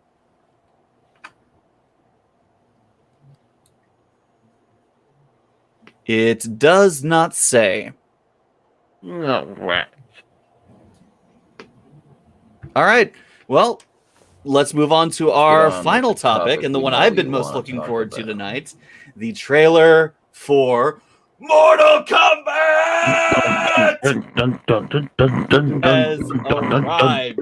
Have you guys watched it? What do you think? Mortal Kombat. Finish him. Yes, yes, yes. Yes, I yes, am yes, yes. Oh God, yes. I'm less excited than Justin, but I don't think anybody can be as excited as Justin. I'm more Ross excited than can. Justin. I don't like. I'll go ahead and say I don't know how to feel. I saw the trailer. I enjoy Mortal Kombat as a franchise, as a game. I enjoy the 1995 movie. It's a popcorn flick. It's not the best film ever made, but it's not the worst. It's certainly one of the best video game films ever made. Sure, Better than Super I'll Mario agree with Brothers. that. Like, if you see an average video game movie, they're not exactly running. They're not exactly. Yeah, you're not you're not threading the wire right there. Um, I guess like that's kind of why I'm being the contrarian here. Without Oh, son, Sue. I'm not Oh no, gonna, son, you can't allow that. I can allow personally, anything I want. That's Yes, the you beautiful can. thing about being contrarian. Hell yeah! See, she gets it. Um, um, I think like I don't know. I feel like Mortal Kombat doesn't really need to be a movie. Mortal Kombat, I don't feel like it works as a movie. The fact that this trailer spent so long, like it didn't introduce the characters until like the very, very last few moments of the trailer, it felt like. It It's the didn't, middle. like, I'm watching it now. It's the middle of the the trailer. middle. hmm I feel like we should have, like, I do believe that they should have like shown Liu Kang or whatnot just a little bit earlier. And They're the way that the setting trailer up the premise was, here. like, Justin, highlight Anthony's quote. what's the word?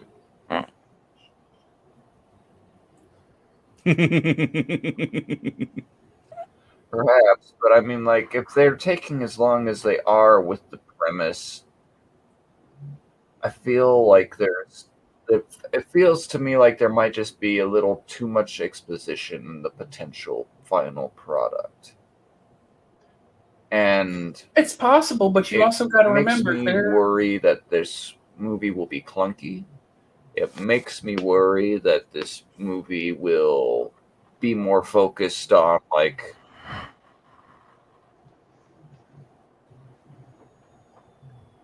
On Russian politics? Yes, you're right. I think we're losing Travis. I don't think we're losing everybody. Did we break Travis? am I still being heard? I'm kind I of can hear you, sweetie. We hear you now. You just Yeah. froze briefly. yeah, I was wondering about that. I think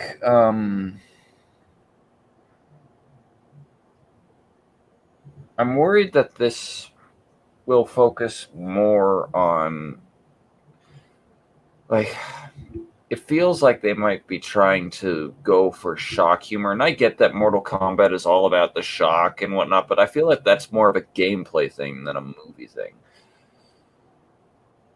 Well, I'm having a hard time putting my like cautious Yeah, optimism. you can't put your thumb on why you're hesitant about this movie. Yeah.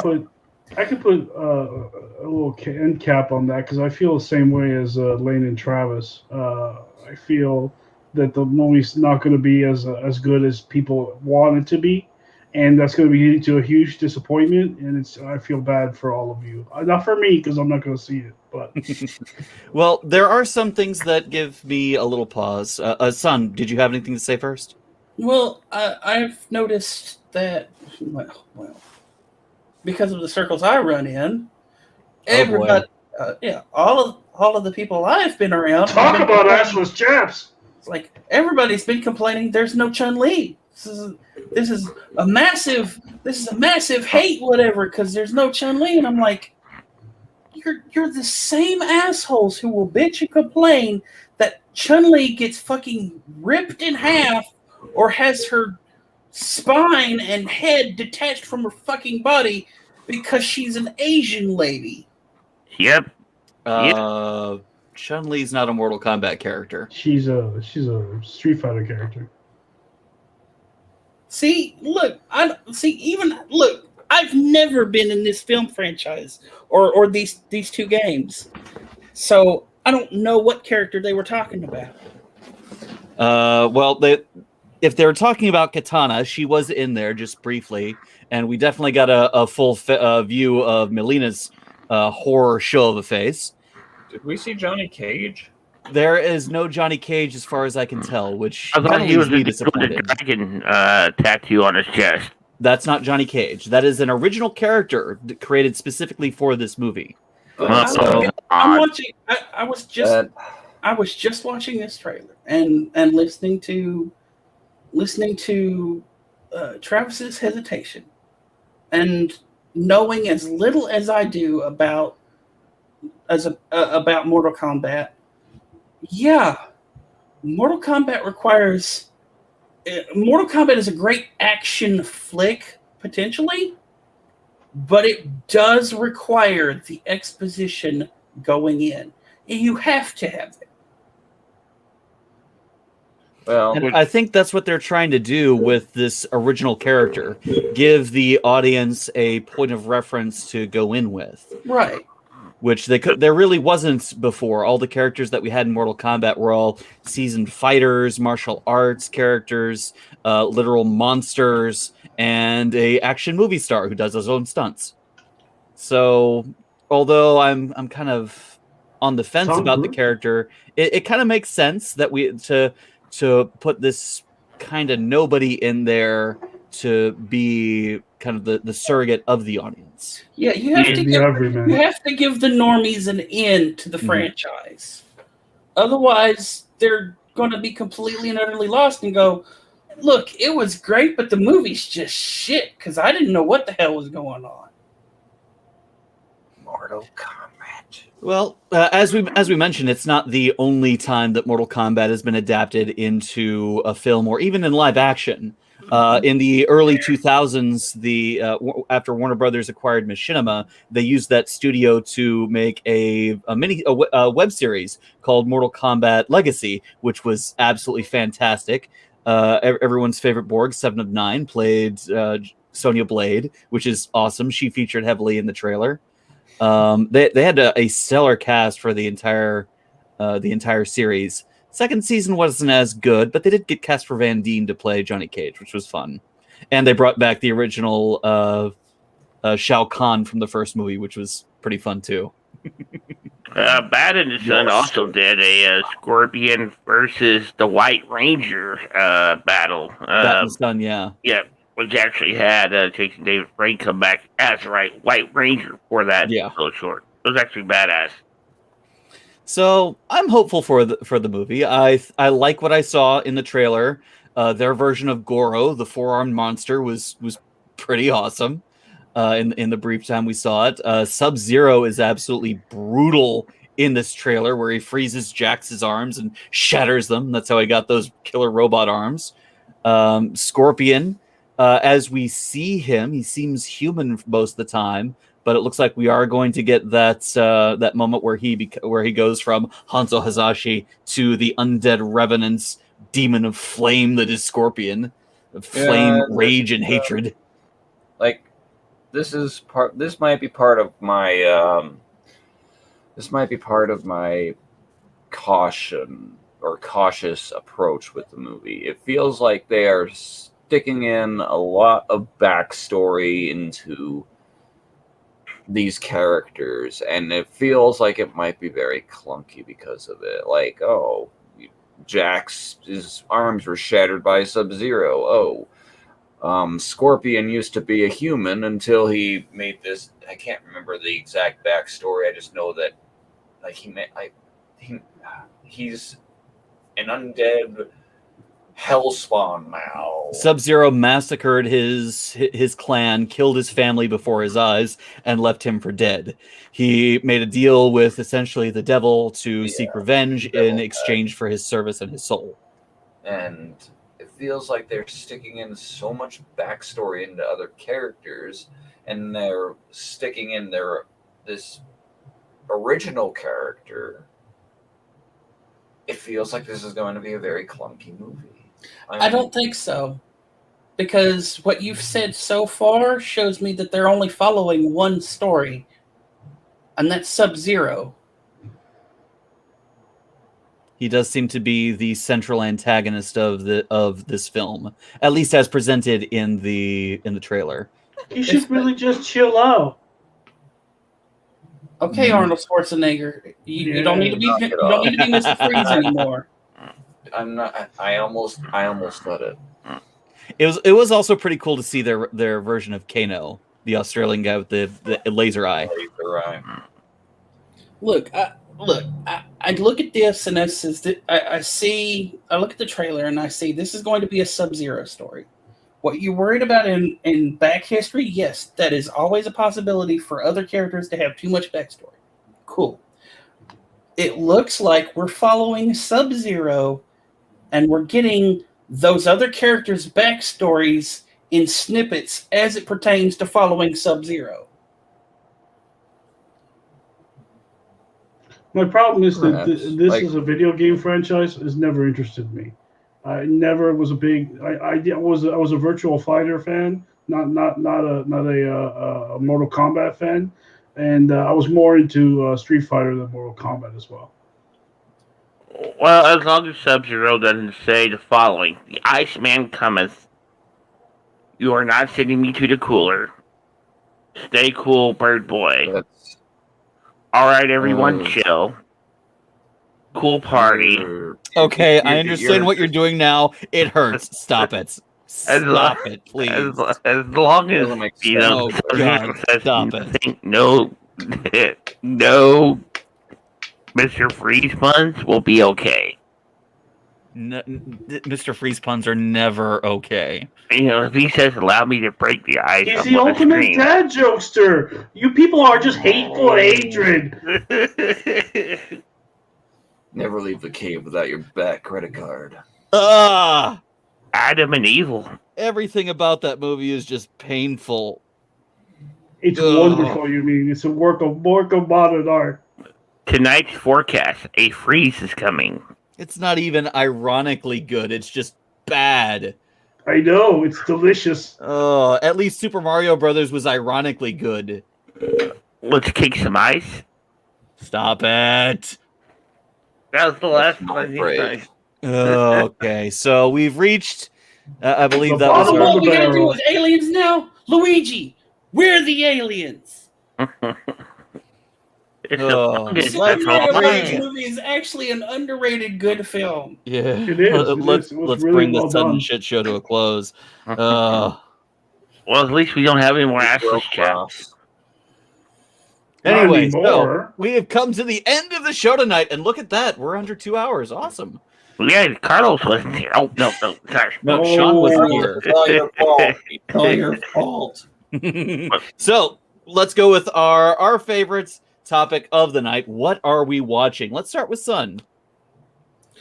Well, the Stargate SG-1 full watch continues, and I've just gotten to the point where John DeLance is the almost constant antagonist of SG-1 at this point. He's a fun character. Yep. Yeah, and it's nice having the kind of so for TNG as being Q, there was a kind of playful sass, right? Mm-hmm. With how he acted. In SG-1, it's this serious kind of sass because he's supposed to, I guess he's with NID. I haven't found out yet at this point or not. And it's almost like if you took Q and like made him human and then kept him human, but you kept all of that sass, but you took away all the playfulness, you know? Yeah, that sounds about right. And then, I- like, for the first 2 seasons watching, I didn't realize there's, like, all of the Star Trek actors that have been in SG-1 so far. Like, Yep. like Yeah, you got John Delancey, you got Robert Armin Picardo. Shimmerman was in it. Yeah, Robert Picardo is in Atlantis, that I know of. John Delancey's now in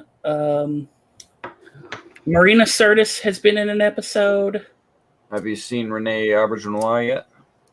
Yes, he's been in an episode. Who else? Yeah. There's been quite a few. Yeah, they camel quite a few of the other actors in there. And then have you gotten to the point where the Prometheus got stolen yet?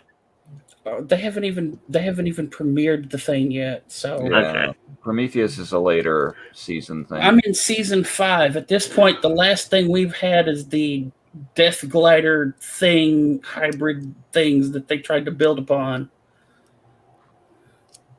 Yeah. Oh yeah. It's a Yeah. fun show. SG-1 is a fun show. I don't know why Carlos doesn't like that show. Because he has taste. Yeah. Get fucked. If Carlos had taste, he wouldn't be watching Star Trek. Oh. It hurts so good. It hurts so good. Okay, first time tonight. I'm sad, dad, bad. God, Hey, you got the bad guy on the show, son.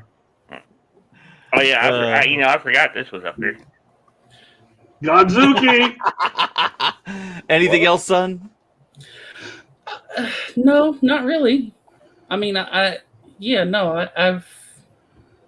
not really been able to sit and watch anything else, and I've only been watching that because I sit down to stop because I've been stopping to eat.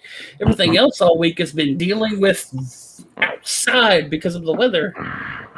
The frozen hell of the planet. It sucks outside. Yes. All And right. if the power goes out, all I have to do is bring in the barbecue. Barbecue. Be careful with that. Yeah, be careful, son. I don't think I have to point this out, but I probably should point this out. Sweetie, I'm a redneck. Okay?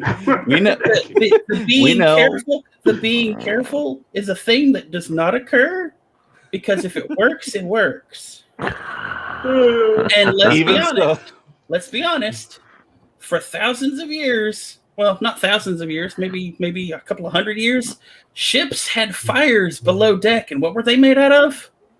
Wood and tar. Also coal. So And now it's nuclear. But still, your complaints, it is our responsibility as friends to say such because we care about you. That's right. look, I'm the one that usually tells people to be safe. Damn. Well, thank you so much, son, for sharing. Raul, how about you? What have you been watching this week? I like son. I've been super busy in the house and taking care of family issues, so I haven't had much of a chance to watch anything this week. I watched a little bit of Warriors, which is the show based on Bruce Lee that I've been talking about, and Bruce Lee's writings. And it's really kind of, it's a crime drama based in Wild West San Francisco, and it's really interesting. Really interesting. I highly suggest. It's an underrated show. Very underrated. Cool. Very Cool cool. deal. Thank you. Justin, how about you? I started, let's see, what was it I started watching? Stargate Atlantis and Star Trek Voyager. I don't know why I started watching Voyager again. It just, You wanted the pain to match the commiseration of Stargate Atlantis. pretty much, because they were both on about, well, it wasn't about the same time, but, I mean, it it was a good age of TV back then. So It's the innocent age. yeah, the innocent age. Let's see. I'm also watching this show on Netflix. What the hell's the name of it? I've said it twice already. Oh, The Tribe tired. Victoria. No, stop it! Stop it! Hey, Travis got Justin to say it. Wow. Wow. You guys just don't say it like I do, and you guys haven't even. We can never get you to say it, though. We gotta. We don't have that Next connection, Look, I Travis. don't- That's the problem.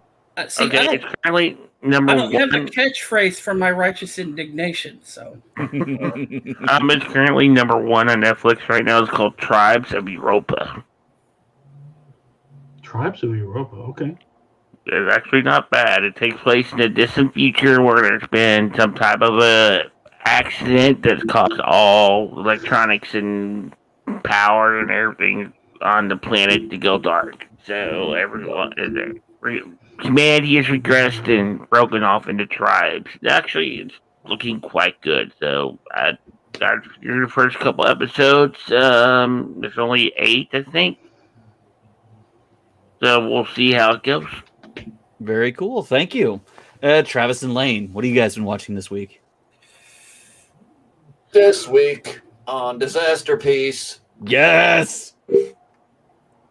we watched a little gem called La Valensula.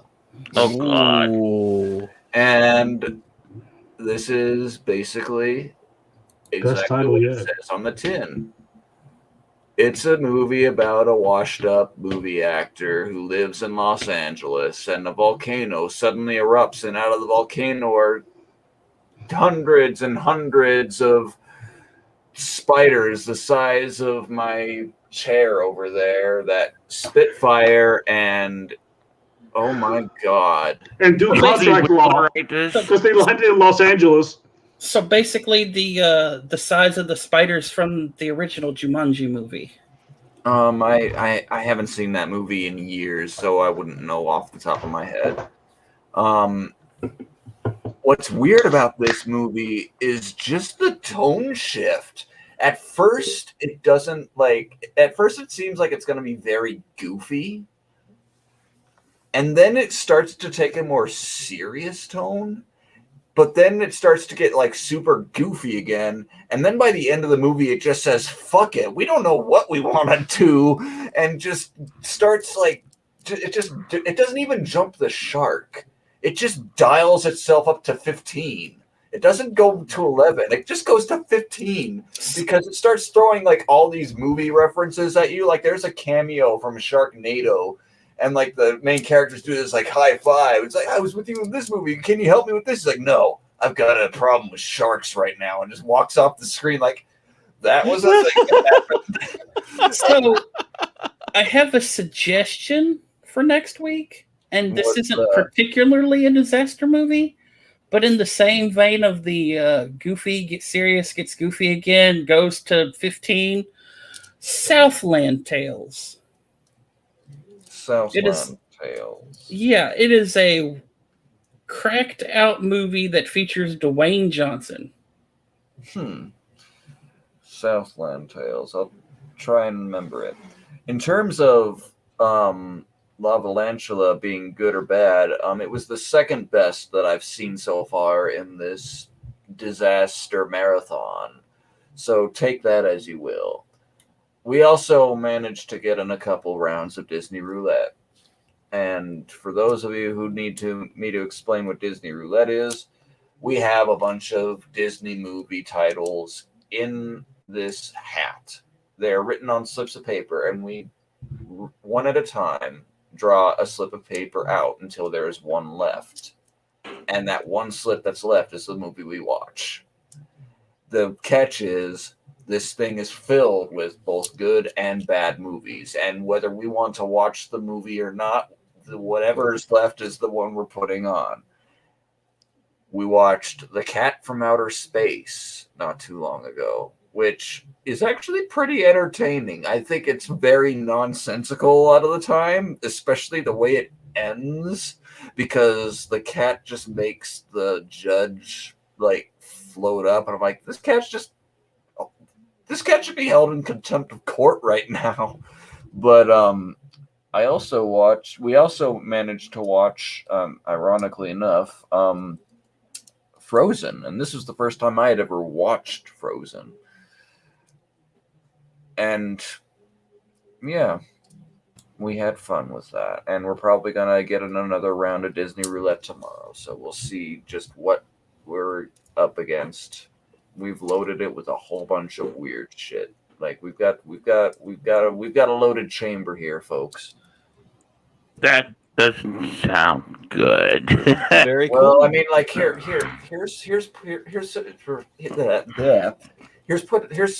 some titles that are in the chamber in perspective. We've got classics like The Beauty and the Beast. We've got Aladdin. We've got The Little Mermaid. We've got The Great Mouse Detective. We've got all those classics in there. And we've got some of the new stuff too. Big Hero 6, Zootopia.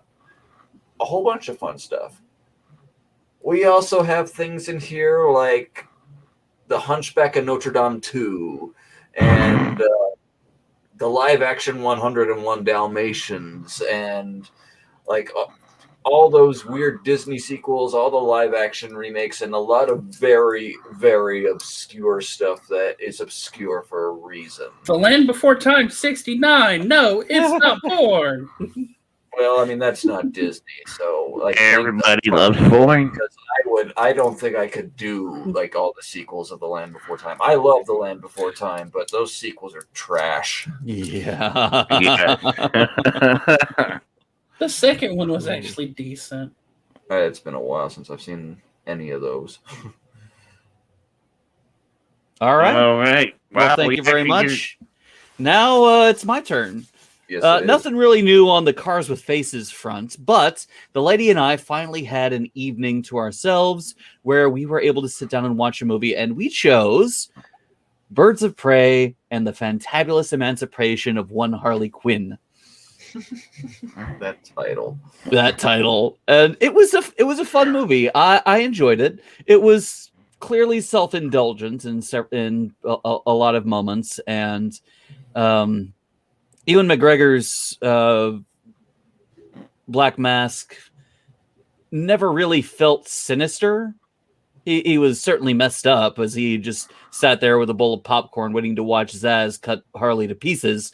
But it was interesting. I wish they'd focused more on the supporting characters to kind of build them up for the eventual team up. But otherwise, there was still a lot of good in the movie, and I enjoyed Harley's separation and kind of finding herself post Joker. That was pretty cool. I especially liked how she blew up Ace Chemicals as a big greedy calling card to say, "Hey, we're broken up." This is me setting my relationship status to single, blowing up a chemical factory. So I can't help but notice with as long as a name as that is, I can't help but feel like it's Japanese. A little.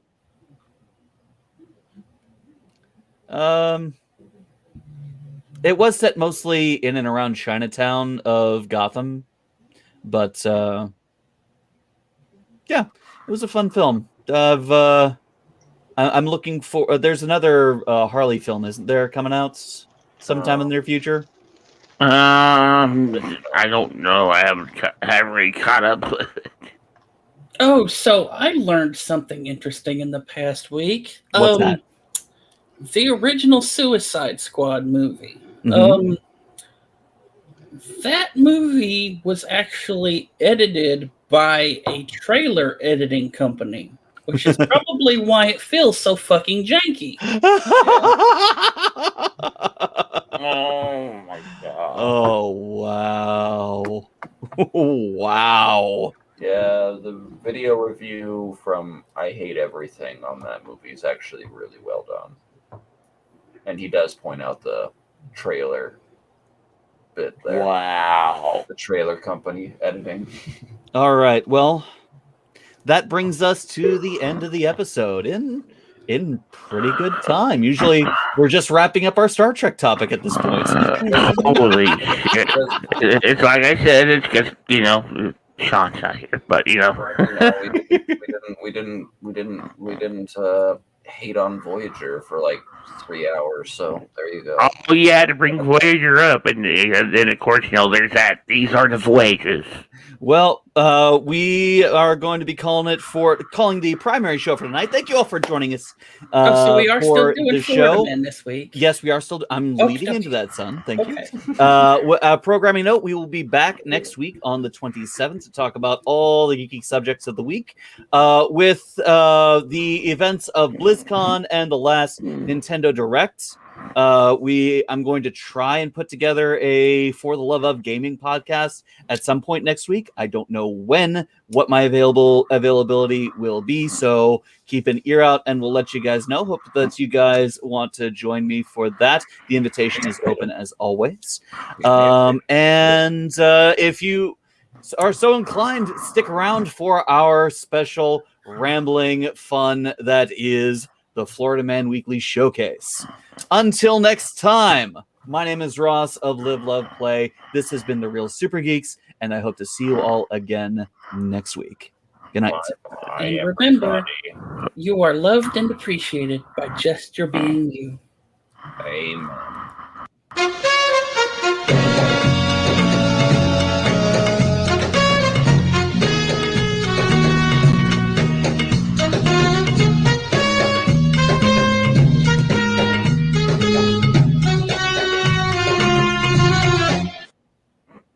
All right.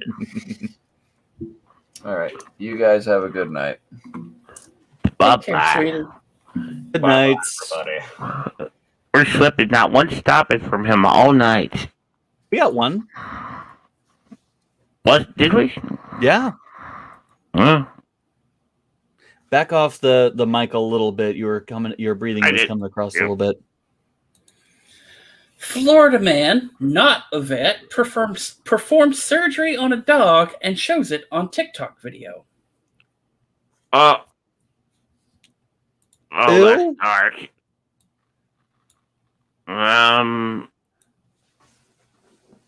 Florida man.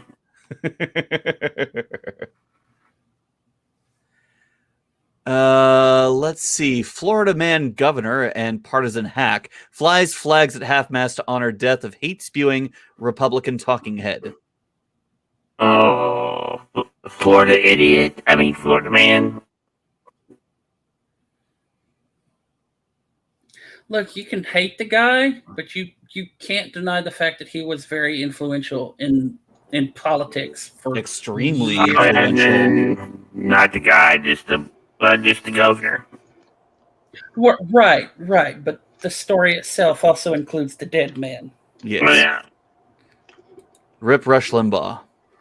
He read the victims of AIDS during the AIDS crisis, the gay with blaring sounds of celebration on his show. Yeah. So he was a piece of shit, and I'm glad he's gone.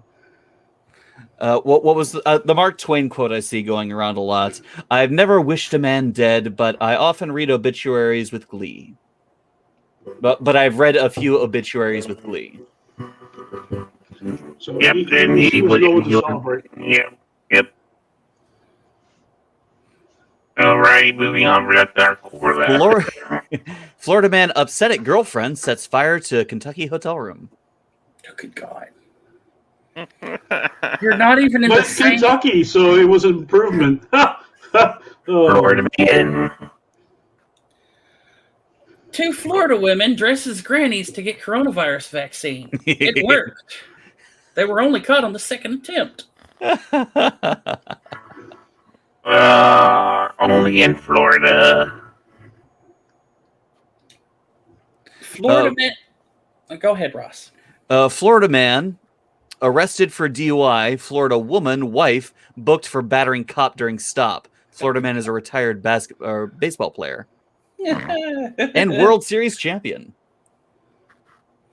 Well, but he's now an inmate in Florida jail. Yup. Well, no, the wife is. No, they both are. He was arrested too. But she hit a cop. Yeah, she's staying in jail. Yeah. Florida man named Carver attacks roommate with knife. Well, that's Carver.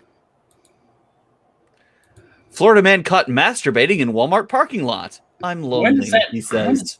When does that When not aren't they? happen? Yeah, I mean, Florida I have man never do been that to a everywhere. Walmart parking lot and thought, you know what? There's somebody masturbating here. Let me wander around until I find them. He's probably in a conspicuous spot and got caught on camera. There's no conspicuous spots in Walmart. You're in Parking Walmart, lot. Ross. He probably got caught on camera and security caught him. Maybe they were. They were looking probably for- bored because no one was They were shopping because it was too cold. No, it's Florida. It doesn't get cold. Even they get. Wow, here's a piece of shit. Oh, let's hear it. Florida man robbed people's homes as they attended funerals. Wow. Oh, you going to Florida hell for that? Florida hell. Florida hell. There's Yeah. see, okay. There's hell. There's And then normal there's hell, Florida and then hell. there's Florida hell. Florida and hell is for Florida the hell is- special idiots. Florida hell is full of alligators, and they're always nibbling, and your parts regrow. Oh, here's a good one. Florida man does a cannonball in a Bass Pro fish tank in Miami. Sweet. Again. I feel that one happened a few years ago. Oh, I'm so proud of my people. Oh dear God. Okay, this is a more uplifting one, but also what the fuck. Florida man leading effort to fix his city's monstrous flag, Tampa Bay. The Tampa Bay Florida. flag is hideous. Man. Can. Here, I'll copy the image and paste it into chat.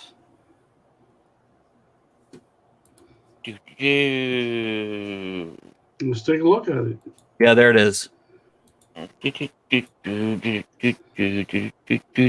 Why? Oh my goodness, this is What awful. the fuck is that? I mean, it does look like a. I mean, it looks Well, like a whole bunch of different. It looks like a whole bunch of different stuff. It looks like a crammed mutt. together.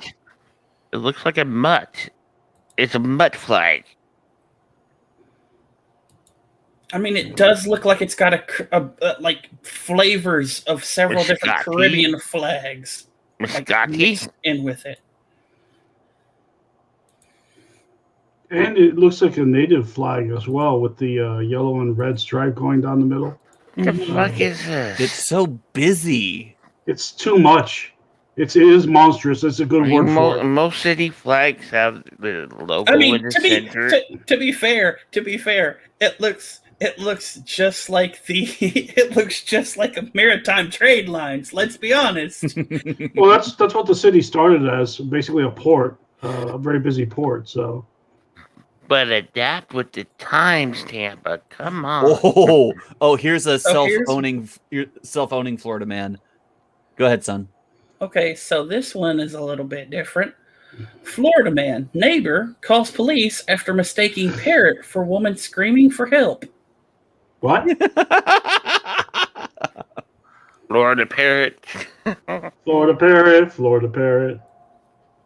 My ex had a parrot that used to do that. I mean, he would actually cuss. He would. He was a bastard. Florida man shines laser at sheriff's helicopter, leads officers to him and his meth. Dumbass. Oh, so he was actually booked on meth too. Yeah. Okay, so last week we 2 for found out. 1. So last week we found out he actually got arrested for doing that shit. Now we find out he was busted with meth. Mm-hmm. Florida man. In the same vein, Florida woman and daughter bilk bank out of $200,000 with multiple fake cosmetic surgery clinics. How? At this point, taking money from most like Fortune 500 banking, I'm not gonna be too worried about. Yeah. But yeah, super easy. Not condone theft of any form, magnitude, or any capacity. Thank you. Oh, I didn't say I condoned it. I just said I didn't care about it. Florida man accused of posing as U.S. Marshal to get out of wearing masks. Oh my Jesus god. Christ, that's going too far. So here's good guy Florida man.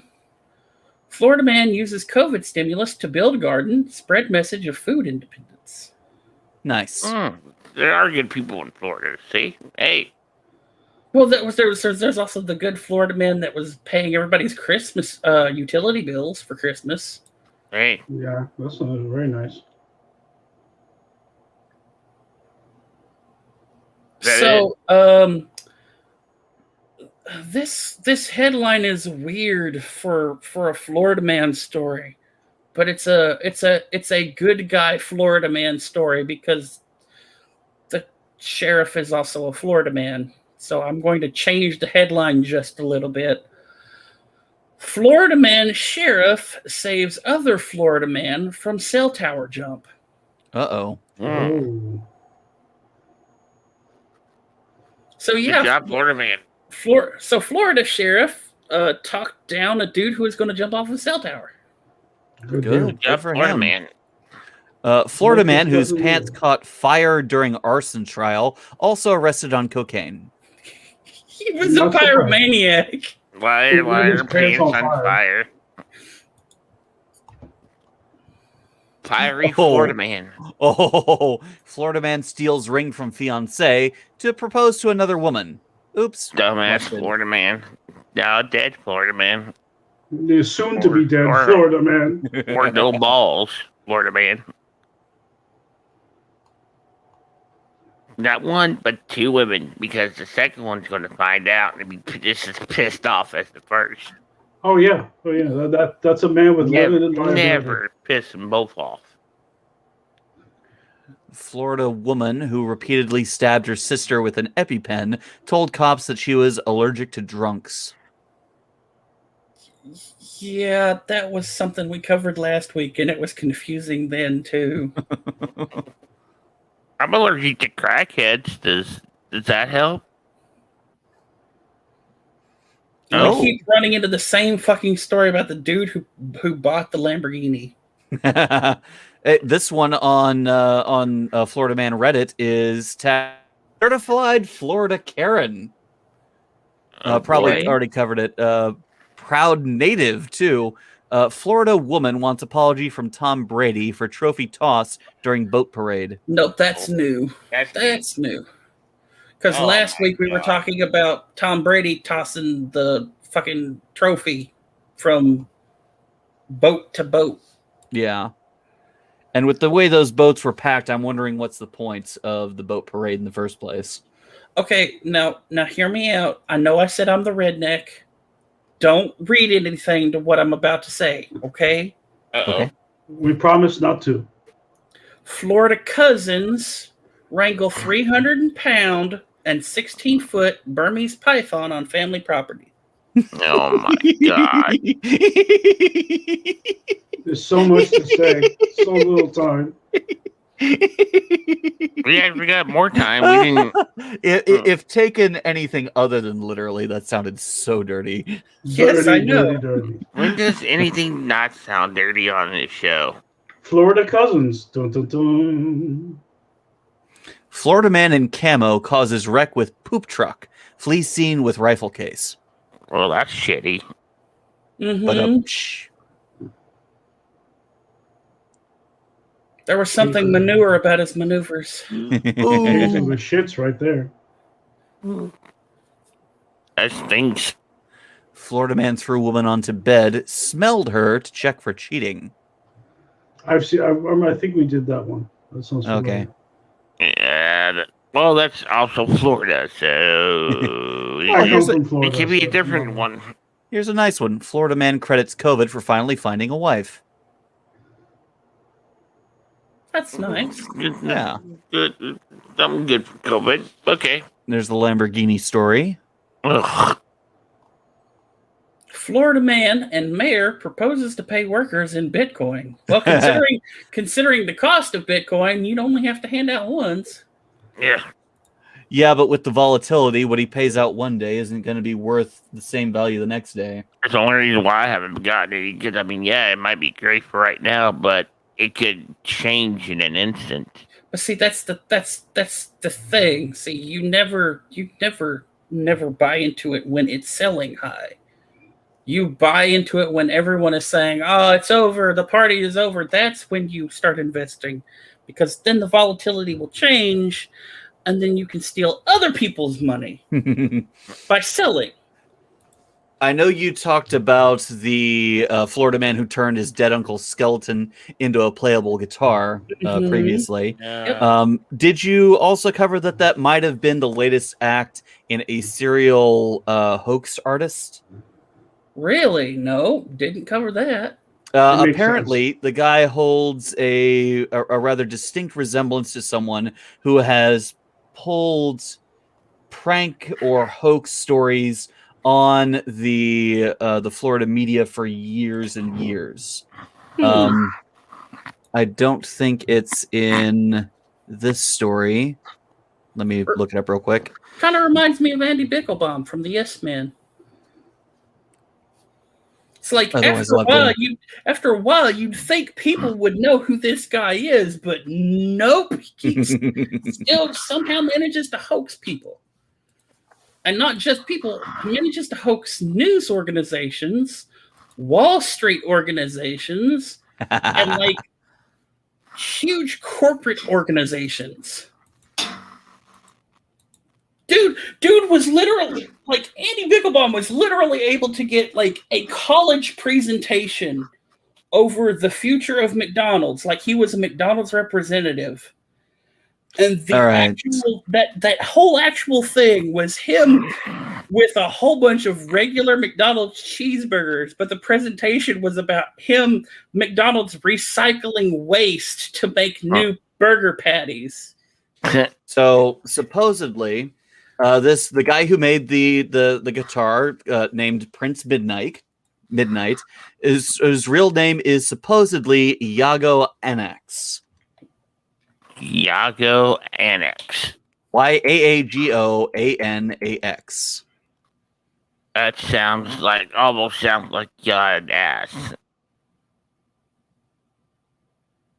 So let's see. There's also one guy, a Tampa resident named Odilon Ozair, who holds the Guinness World Record for world's tallest hat, longest acrylic nails, and bears a striking resemblance to Prince Midnight, who also bears a striking resemblance to Justin Arnold, a Tampa resident who once pranked the TBT newspaper into publishing a photo of a two-headed alligator. Why? Oh, God. Lols. Look, anything for fame. Some people are crazy about just having fame. So apparently this guy has done it not once, not twice, but 3 times. If it's the same guy. There are people who are drawing the conclusions, but if that's the case, I'm looking at the longest acrylic nails right now. Those are ridiculously impractical. And the tallest hat, he certainly does look familiar. And yeah, that hat is pretty tall. He even has a matching one scaled down for his dog. Matching hats for your dog is very important. I mean, I've seen a hat with a machine gun, or not a machine gun, a rifle attached to it. So, but if it is the same guy, he went through a lot of effort, because not only has he released an album, but he's been present on the Tampa Bay metal scene for at least 9 months. Cool. Well, I mean, look at it this way. Beck is known for being a terrible musician, but you have to work that hard to be that bad. Being terrible isn't easy. Being bad is easy. Being terrible takes work. That's what I'll state to most of my future dates. Thank you, son. All right. Well, that exhausts my pool of Florida man stories for the nights. Yeah. Most of mine here are repeats. either that guy, the guy with the Lamborghini, or the guy from last week who found the kid in the back of his garbage truck. Well, then I believe we shall call it. All right. Thank you guys so much for hanging out with us for our Florida Man segments. It's always a fun little palate cleanser when most of us have the time to go through it. I've skipped out on the last couple because tired. Mm-hmm. But so worth it tonight. So thank you guys again. Have a safe weekend. Stay warm, stay safe, stay healthy, and we'll see you all again next time. And remember, don't fall.